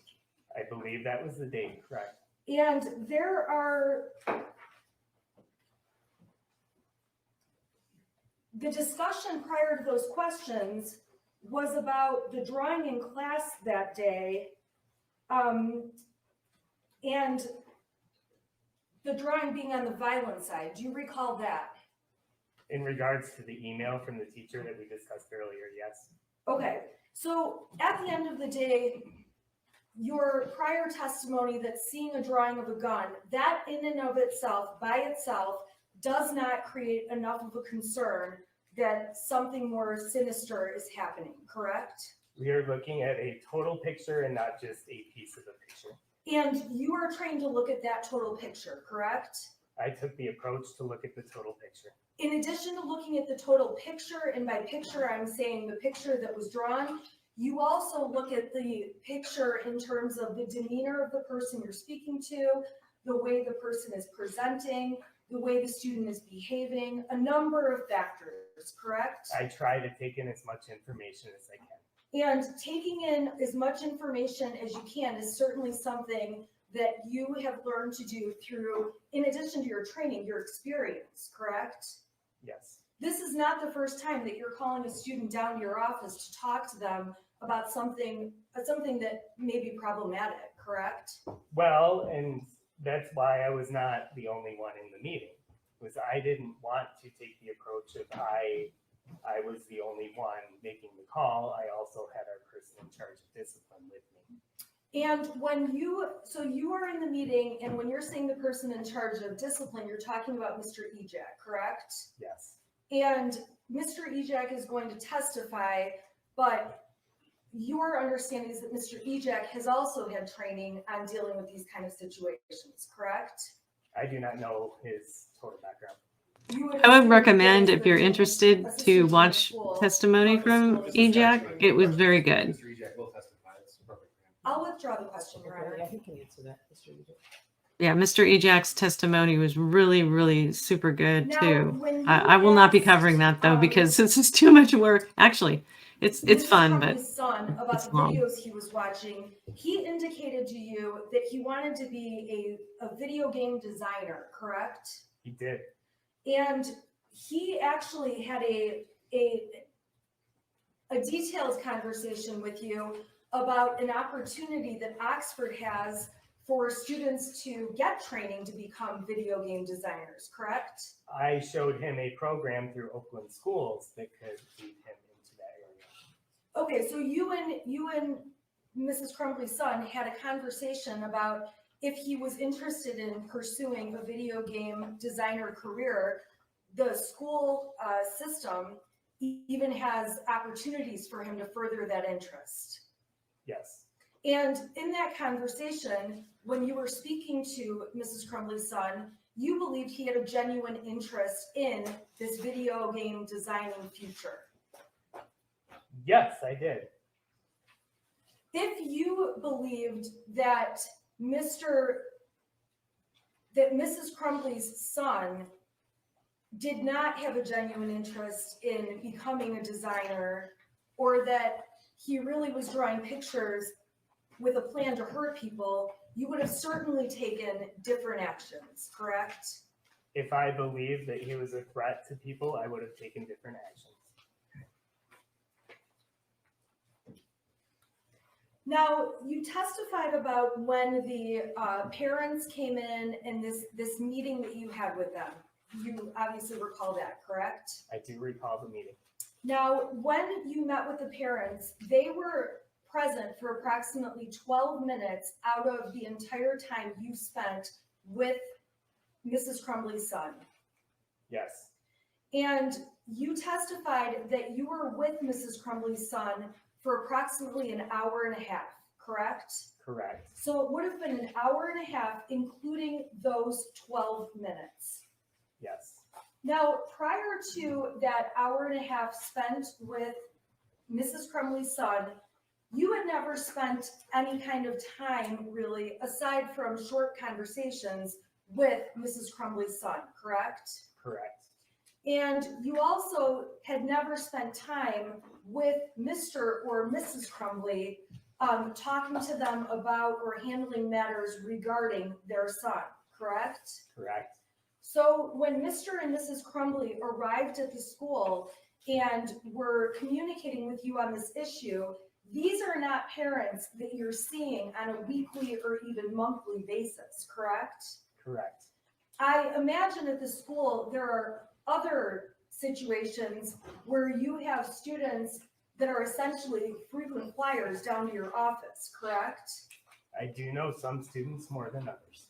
And some of the students that you deal with more frequently, you're also used to dealing with their parents on a more frequent basis, correct? Potentially correct. And the more times you have to deal with the parents and the more times you have to deal with their child, the more you get to know about the family and the dynamics of the relationships, correct? Yes, I would hope the more time I spend with someone, the better I know them.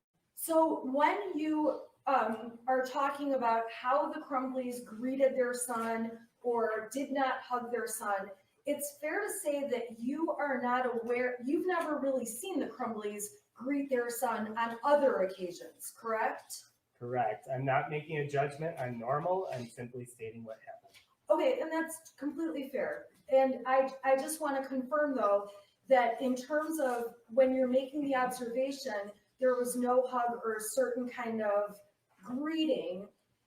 You also you haven't had the experience of seeing the Crumbleys greet their son on other occasions. Correct.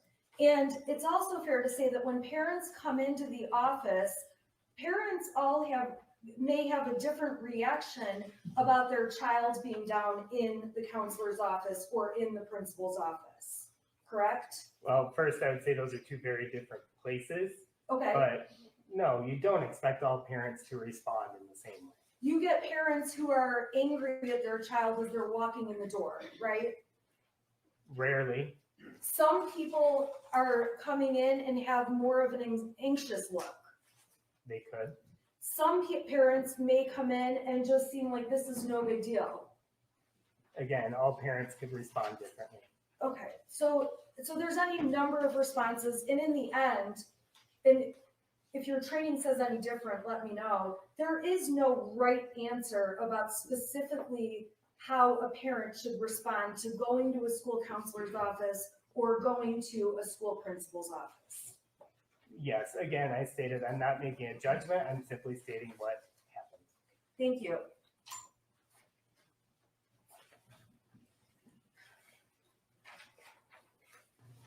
What do you guys think so far? There's 4 of you out there. Oh no. Now, the dates She's about to that finish. we talked about are dates where obviously through the course of this investigation, you identified emails where you were involved with Mrs. Crumbley's son. Is that a fair statement? I'm not sure what your question is. Did you provide the emails that we talked about and that were admitted as exhibits? Did I provide them? The Oakland County Sheriff's Department had full access to my email. Okay, did you at any point go through your emails to take a look at any emails related to Mrs. Crumbley's son?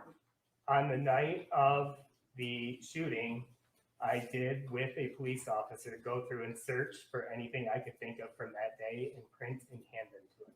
Okay, and then ultimately, any of these other emails we've seen were discovered by law enforcement. Yes, there's been a full cooperation with that. Okay, and I'm not trying to allege you haven't been cooperative. I'm just asking that those emails obviously. I imagine all your emails are stored on some kind of a system. Would that be? Not my area. Not mine either. This jury learned about my technology abilities on Friday. I want to just turn your attention to a couple of dates. On March 8th and March 9th of 2021, you didn't have any experiences with Mrs. Crumbley's son related to needing counseling or being called down to the principal's office, correct? I don't remember it. Okay. On March 16th, which was a Tuesday, March 17th, Wednesday, 18th, or 19th, you don't have any incidents on those dates with regard to Mrs. Crumbley's son either. I don't remember any. Okay. If there had been incidents involving Mrs. Crumbley's son on these specific dates, would you assume they would have been included in the emails of all the other dates that were included about? If there were emails of them, they would have been included. Okay, so we don't have any emails of March 16th, 17th, 18th, or 19th, correct? To my knowledge, no. We didn't see any emails or concerns that arose from, well, this is a Saturday, so probably not likely, Saturday, March 20th, correct? I don't know of any. Sunday, April 4th, I don't know of any. not even the next day, Monday, April 5th. I don't know of any other meetings aside from the emails that have already been presented. Okay, so then in all fairness, when I'm April 29th and November 4th, same thing, you don't have any awareness of any of these days? I don't know of anything specific towards those days. Okay.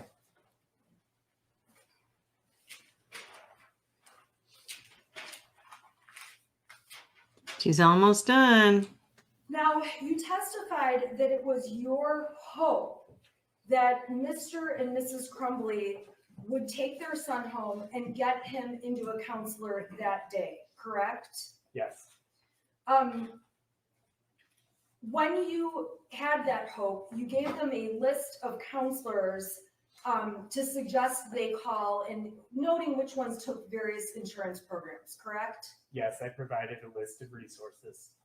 Now, in terms of getting a counseling appointment within one day, you don't have any knowledge if those counselors on that list could guarantee a same day appointment, correct? I don't know counselor schedules and I can't speculate on what they would have had. Is it fair to say that in the post-COVID time of 2021, mental health services have become more difficult to obtain appointments? And if you don't know and you're not the right person to ask, just let me know. I don't work in community mental health, so I can't make that statement. Have you personally had to call to schedule therapy type appointments for anyone? I experienced a shooting. I called to cancel to get therapy for myself. Okay, and when you called to get therapy for yourself, it was obviously a very, very urgent situation. I mean, it was a pretty impactful situation, yes. Okay, and did you end up seeing a counselor on the 30th? No, I was cooperating with law enforcement and still in our building on the 30th.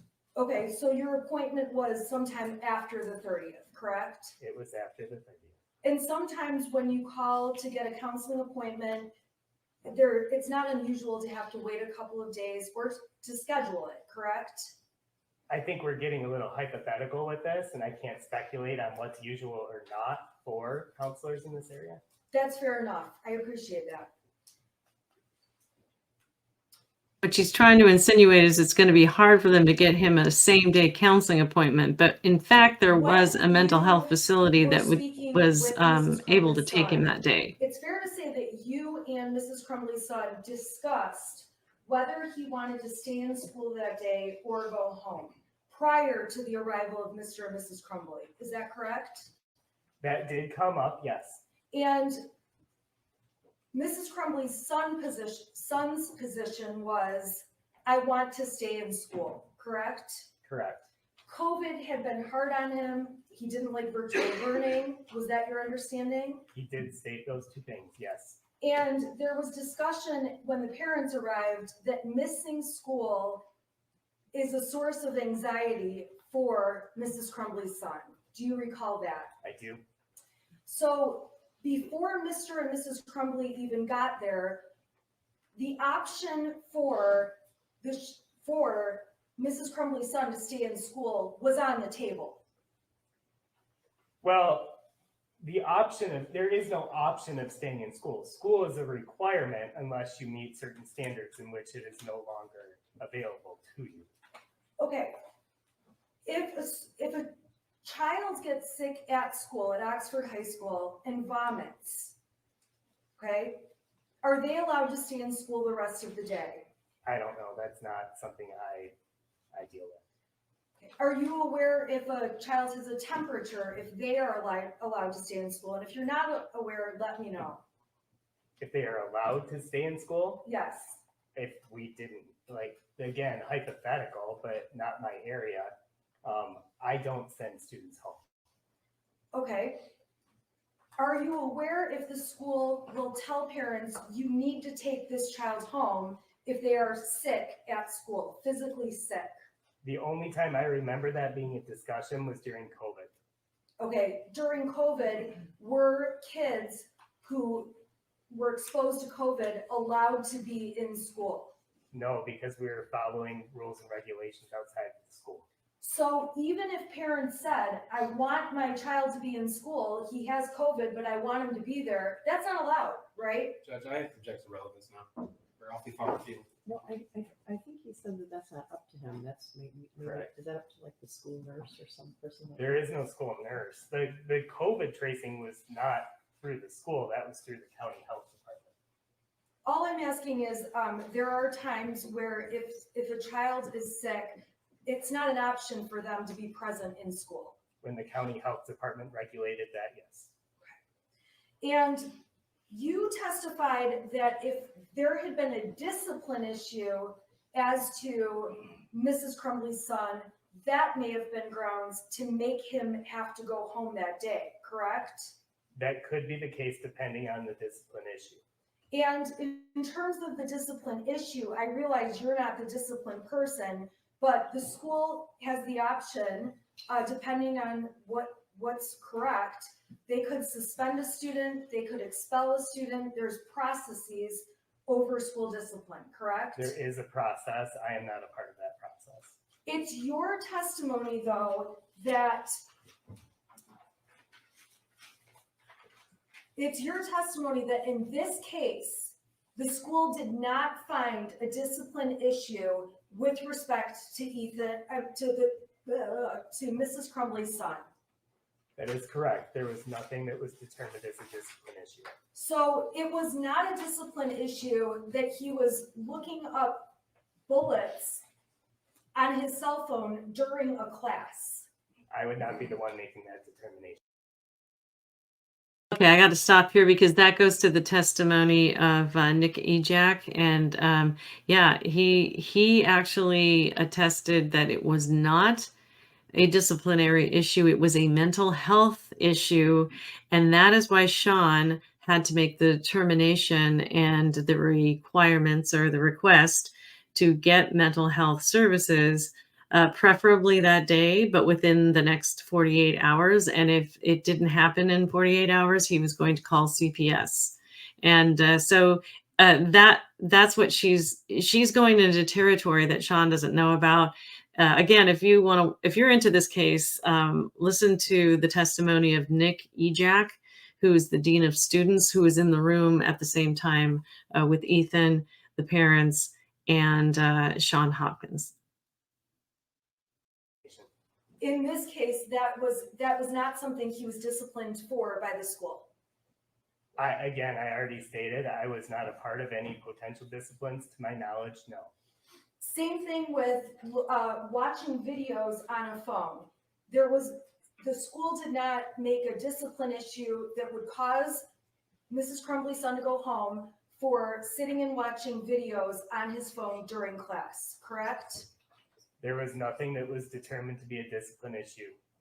And Mrs. Crumbley's son sitting and drawing on math paper instead of actually doing the math paper he's supposed to be doing, as far as you're aware, the school also didn't find there to be a disciplinary violation for that. Judge, Mr. Hopkins already testified that discipline is in this area. That's Mr. Ejak's area.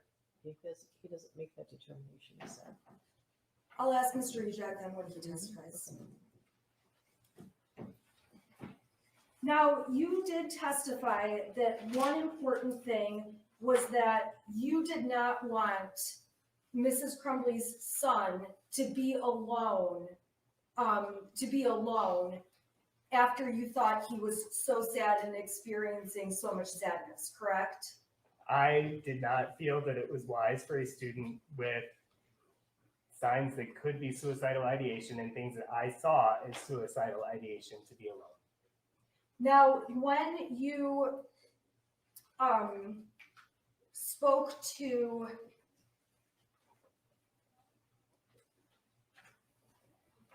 Mrs. Crumbley's son, he also wanted to be around other peers. that afternoon? He stated that he wanted to be in school. I don't remember him specifically stating anything about other peers. Yeah, so we Do you could shoot up the recall school. telling Mr. and Mrs. Crumbley that it would be good for him to be around other peers versus being alone? I don't remember specifically stating that to them. Is that something that you believe, and if you can't answer the question, just please let me know. What is your question? My question is that something that you believe, that it would have been better for him to be around peers that afternoon versus being left home alone? It's the judgment call I made. You know, some peers can be awfully mean. You know, you be around, you have so many stories of high school. Peers are not real kind. So I don't know about where she's going with the whole peer thing. What Shawn is saying is that I don't think that he should have been left alone because we wanted to make sure that he wasn't going to do anything to himself. And she's making this stretch about peers, and peers again can be awfully mean. And so anyway, I don't know, man. I don't know if I would have sent him back into that school. I would have wanted him to be at home with his parents, and I would have probably been a lot stronger at recommending that to Mr. Ejak, who is the dean of students, and saying, look, it's my recommendation he be sent home. Yeah, I understand it's not a disciplinary issue, but we are going to go ahead and take a stand on this.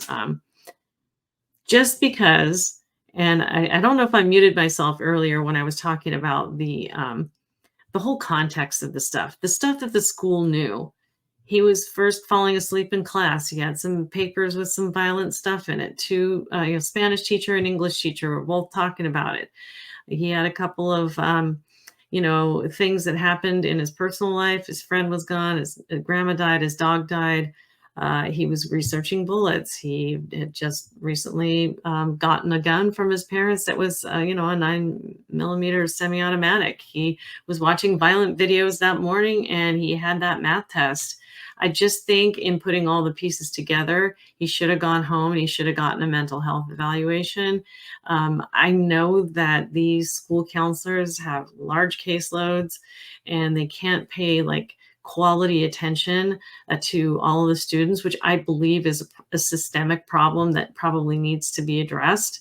And maybe this case will come of that. But the point is that, he's doing the best he can to assess whether there is a threat, whether the person has an intent to do harm to himself or others, whether he has the means and the intent. Those are the three things you got to look at. And I don't know that he'd actually asked those questions, but he definitely did not search the bag for the gun, possibly because the parents didn't mention that there was one, or they thought that it was locked up safely at home. But he could have asked that question, like, do you have access to a firearm because you drew a gun on your math paper? I mean, that seems to be a pretty logical train of thought. And he didn't even ask that question. That's the main thing I have. I mean, I feel so bad for Mr. Hopkins here on the stand. He looks like a very nice man and a very empathetic, probably a great counselor. They didn't ask that question. And I just would never want to be in his shoes and have that on me. My heart just goes out to him. I'm sorry, what was that? That is the judgment call I made, was that I felt it was better for him to be around peers and people who are his age than to be home alone. Thank you. May I have just a moment, Your Honor? I have no further questions. Thank you, Mr. Hopkins. Thank you. Mr. Hopkins, you were asked about the total picture by counsel, so I'd like to go through that with you. On November the 30th, when you met with Jennifer Crumbley, did she tell you that on March the 9th of 2021, her son had texted her that he was seeing demons and bowls flying off the shelf? I did not.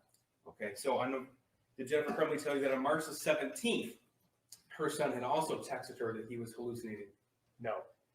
Did Jennifer Crumbley tell you that on March the 20th, he had texted his mother that he was hallucinating? Your Honor, I would ask that the prosecution stop the leading questions. Judge, I'm just trying to get through redirect and timely fashion, and this is specifically in response to her. I don't know how we can ask it another way. I'm not suggesting the answer, Judge, I'm just, He's not suggesting the answer. He's asking a specific question. It's a yes or no question, right? thank you, Judge, He's not suggesting the answer, so. thank you. If you could read the last one. Sure. Did Jennifer Crumbley tell you that her son texted her on March the 20th, 2021, that he was hallucinating? No, Did Jennifer Crumbley tell you that in April of 2001, she had told a friend of hers that she thought Ethan was depressed? no, Did Jennifer Crumbley tell you that she had referred to her son as weird? no, Did Jennifer Crumbley tell you that she had never once set an appointment with any mental health professional? no, Did Jennifer Crumbley ever tell you that his only hobby was involving firearms? no, Did Jennifer Crumbley ever tell you that she posted on Instagram as early as June of 2021 that he had obtained his own handgun? no, Did Jennifer Crumbley ever tell you that the day before the shooting at 3 o'clock in the morning, she herself was researching clinical depression options? no, Did Jennifer Crumbley tell you that she and her husband gave her son a 6-hour 9mm handgun just 4 days before the shooting? no, Did Jennifer Crumbley ever tell you that on November the 30th, 2021, it wasn't the first time he asked for help? no, Did Jennifer Crumbley ever tell you that the gun that he drew on that math worksheet was identical to the 6-hour 9mm handgun that was Your used in Honor, the shooting? I object to the prosecution's characterization that that drawing is identical. That's a conclusion that Assistant. That's fine. Did Jennifer Crumbley ever tell you that the day before, on November the 29th, on that Monday, the day before, after the voicemail was left for her from Pam Fine, she texted her son and said, LOL, you have to learn not to get caught? no, Did Jennifer Crumbley ever tell you that James Crumbley worked for DoorDash and had no obligation to not take their son home? no, Did Jennifer Crumbley tell you that on November the 30th, she was permitted to leave work when she needed for family issues? no, Did Jennifer Crumbley tell you that on November the 30th, the meeting that she allegedly had in the afternoon, she was not required to attend? no, Did Jennifer Crumbley tell you ever that their son was struggling throughout the year 2021? she confirmed it based on what he had said regards to COVID and virtual school. But they never went through these details. Not these details, no. So it took you all about 20 minutes to decide to request Jennifer Crumbley to come into the school immediately. That's what you testified to? Yes, Is that the total picture that you wish you had? no, Now, what if Jennifer Crumbley had told you all of these things I just went through? Your Honor, objection is to speculation, and hindsight is 20/20. Assisting. Would you like to have as much information as you possibly could have? absolutely. Was their son still in the room in your office when the defendant said she couldn't take him home? Yes, Nothing further. All right, you can step down. You're excused.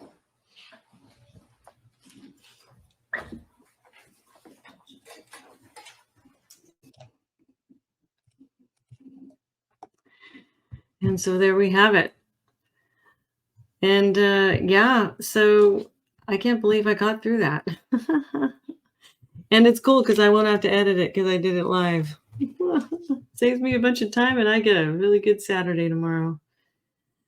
So yeah, what ended up happening today in court. So the most recent thing is that the prosecution made this really cool PowerPoint presentation. They were talking about all the witnesses that they had called and how they put the pieces of the puzzle together. Very well worth watching. And the outcome of that was ordinary care. Ordinary care can save lives. And I just love that message because, you know, some parents are helicopter parents and they want the safety and they want the best for their kids. But just thinking about how we can be more mindful and more in connection with our kids and exhibit ordinary care for them. Ordinary care would have been to take their little kid home. I mean, ordinary care could have been, you know, being able to take the kid to work with her. Or maybe he could have ridden around with his dad while his dad did DoorDash, so there's that. And then there's the whole idea of like, why didn't they search the backpack for the gun, which is like, to me, it's like a no-brainer. It's like, I could ask if there was a firearm in the backpack. I don't know what the school's rules are as far as searching things, but they didn't know. Clearly, you could just say, you can see from that last bit that Shawn did not have all the information. He didn't have everything that he needed to know. He made a call.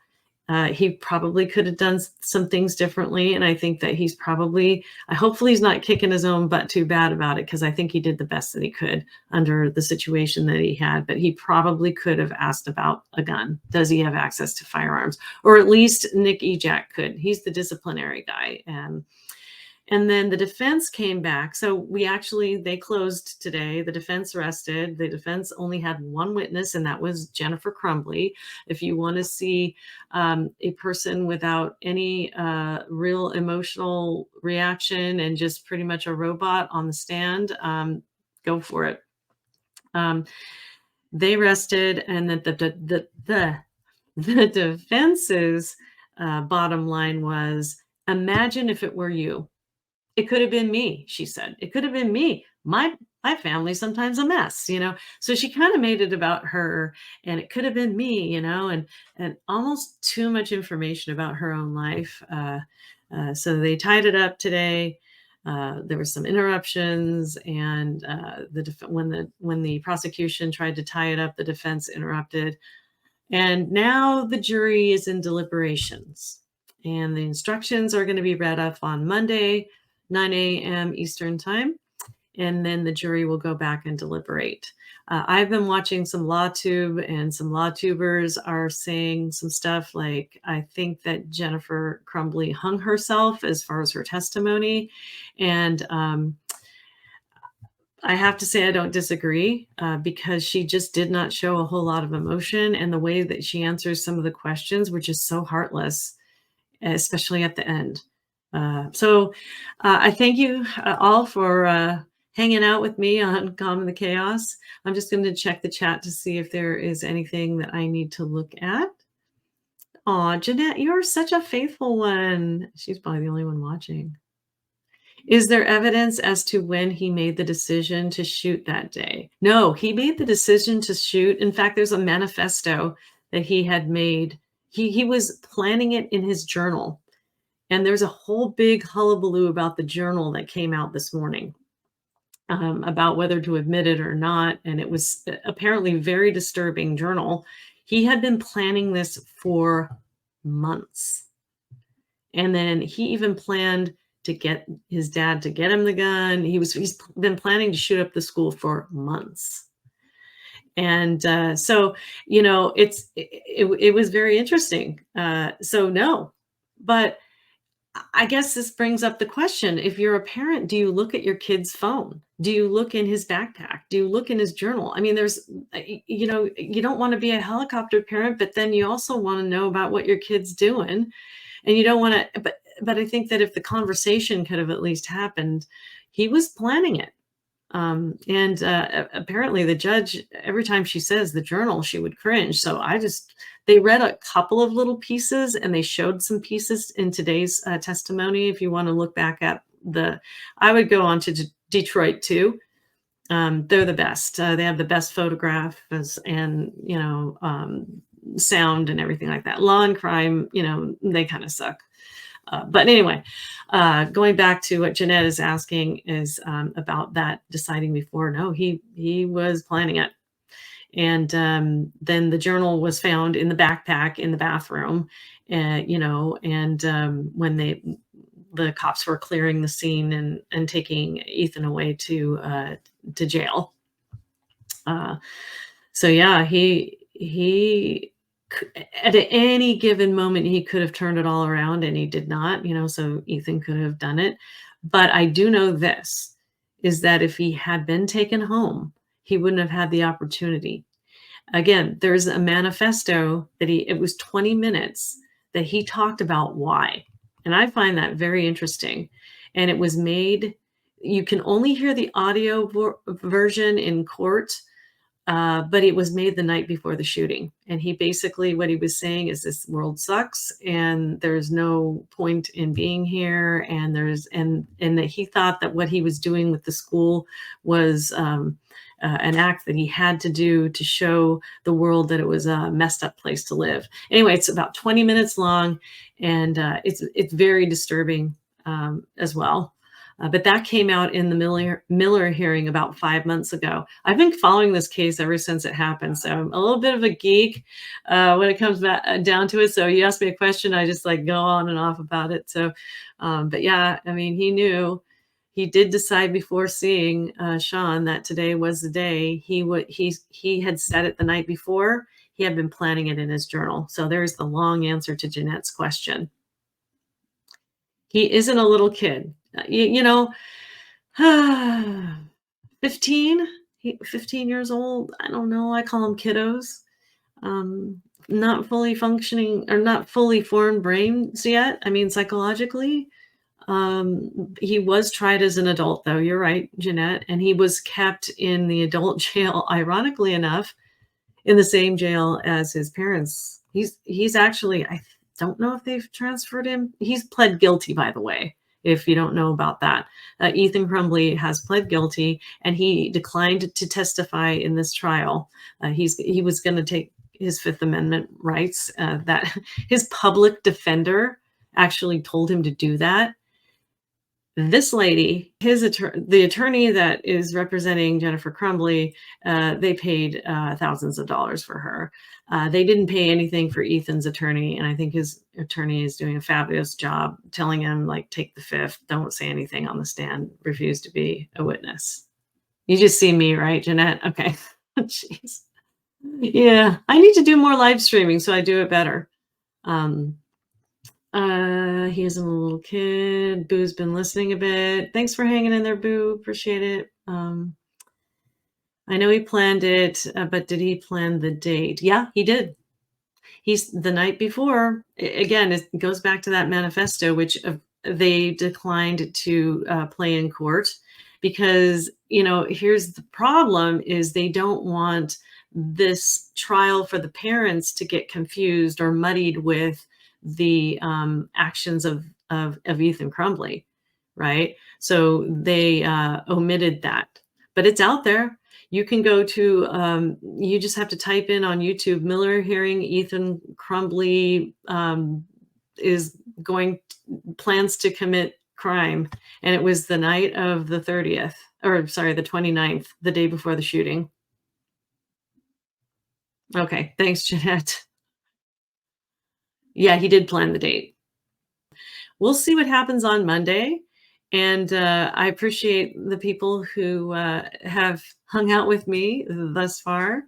And, you know, I don't know if anybody caught the intro, but again, I'm going to play the same song in the intro as I did. I'm going to do the outro the same way. It's a song I wrote a couple of years, maybe a year and a half ago, about what it's like to be a counselor.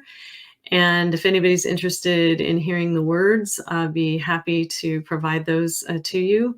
But for now, I'll just say, be safe out there, okay?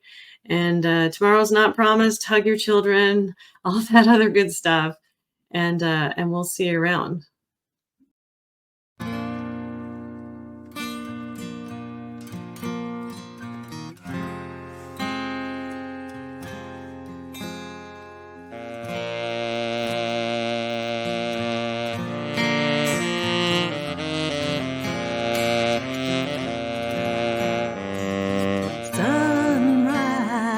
It's a brand new day. I open my eyes and step into the maze. No surprise, it's just another day. I close my eyes as the world fades away. Oh, the world fades away.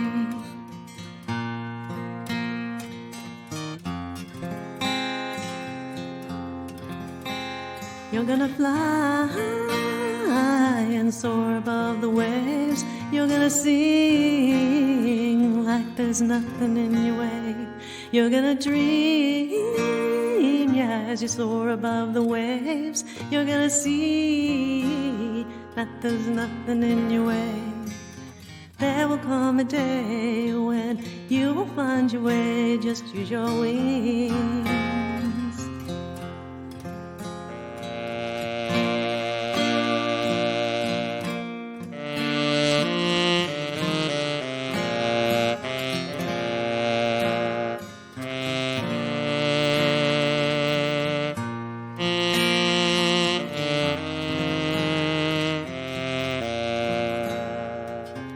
Hear him sigh as the time moves on. She just cries and then our time is gone. No surprise, it's just another day. I close my eyes and the world fades away. Oh, watch the world fade away.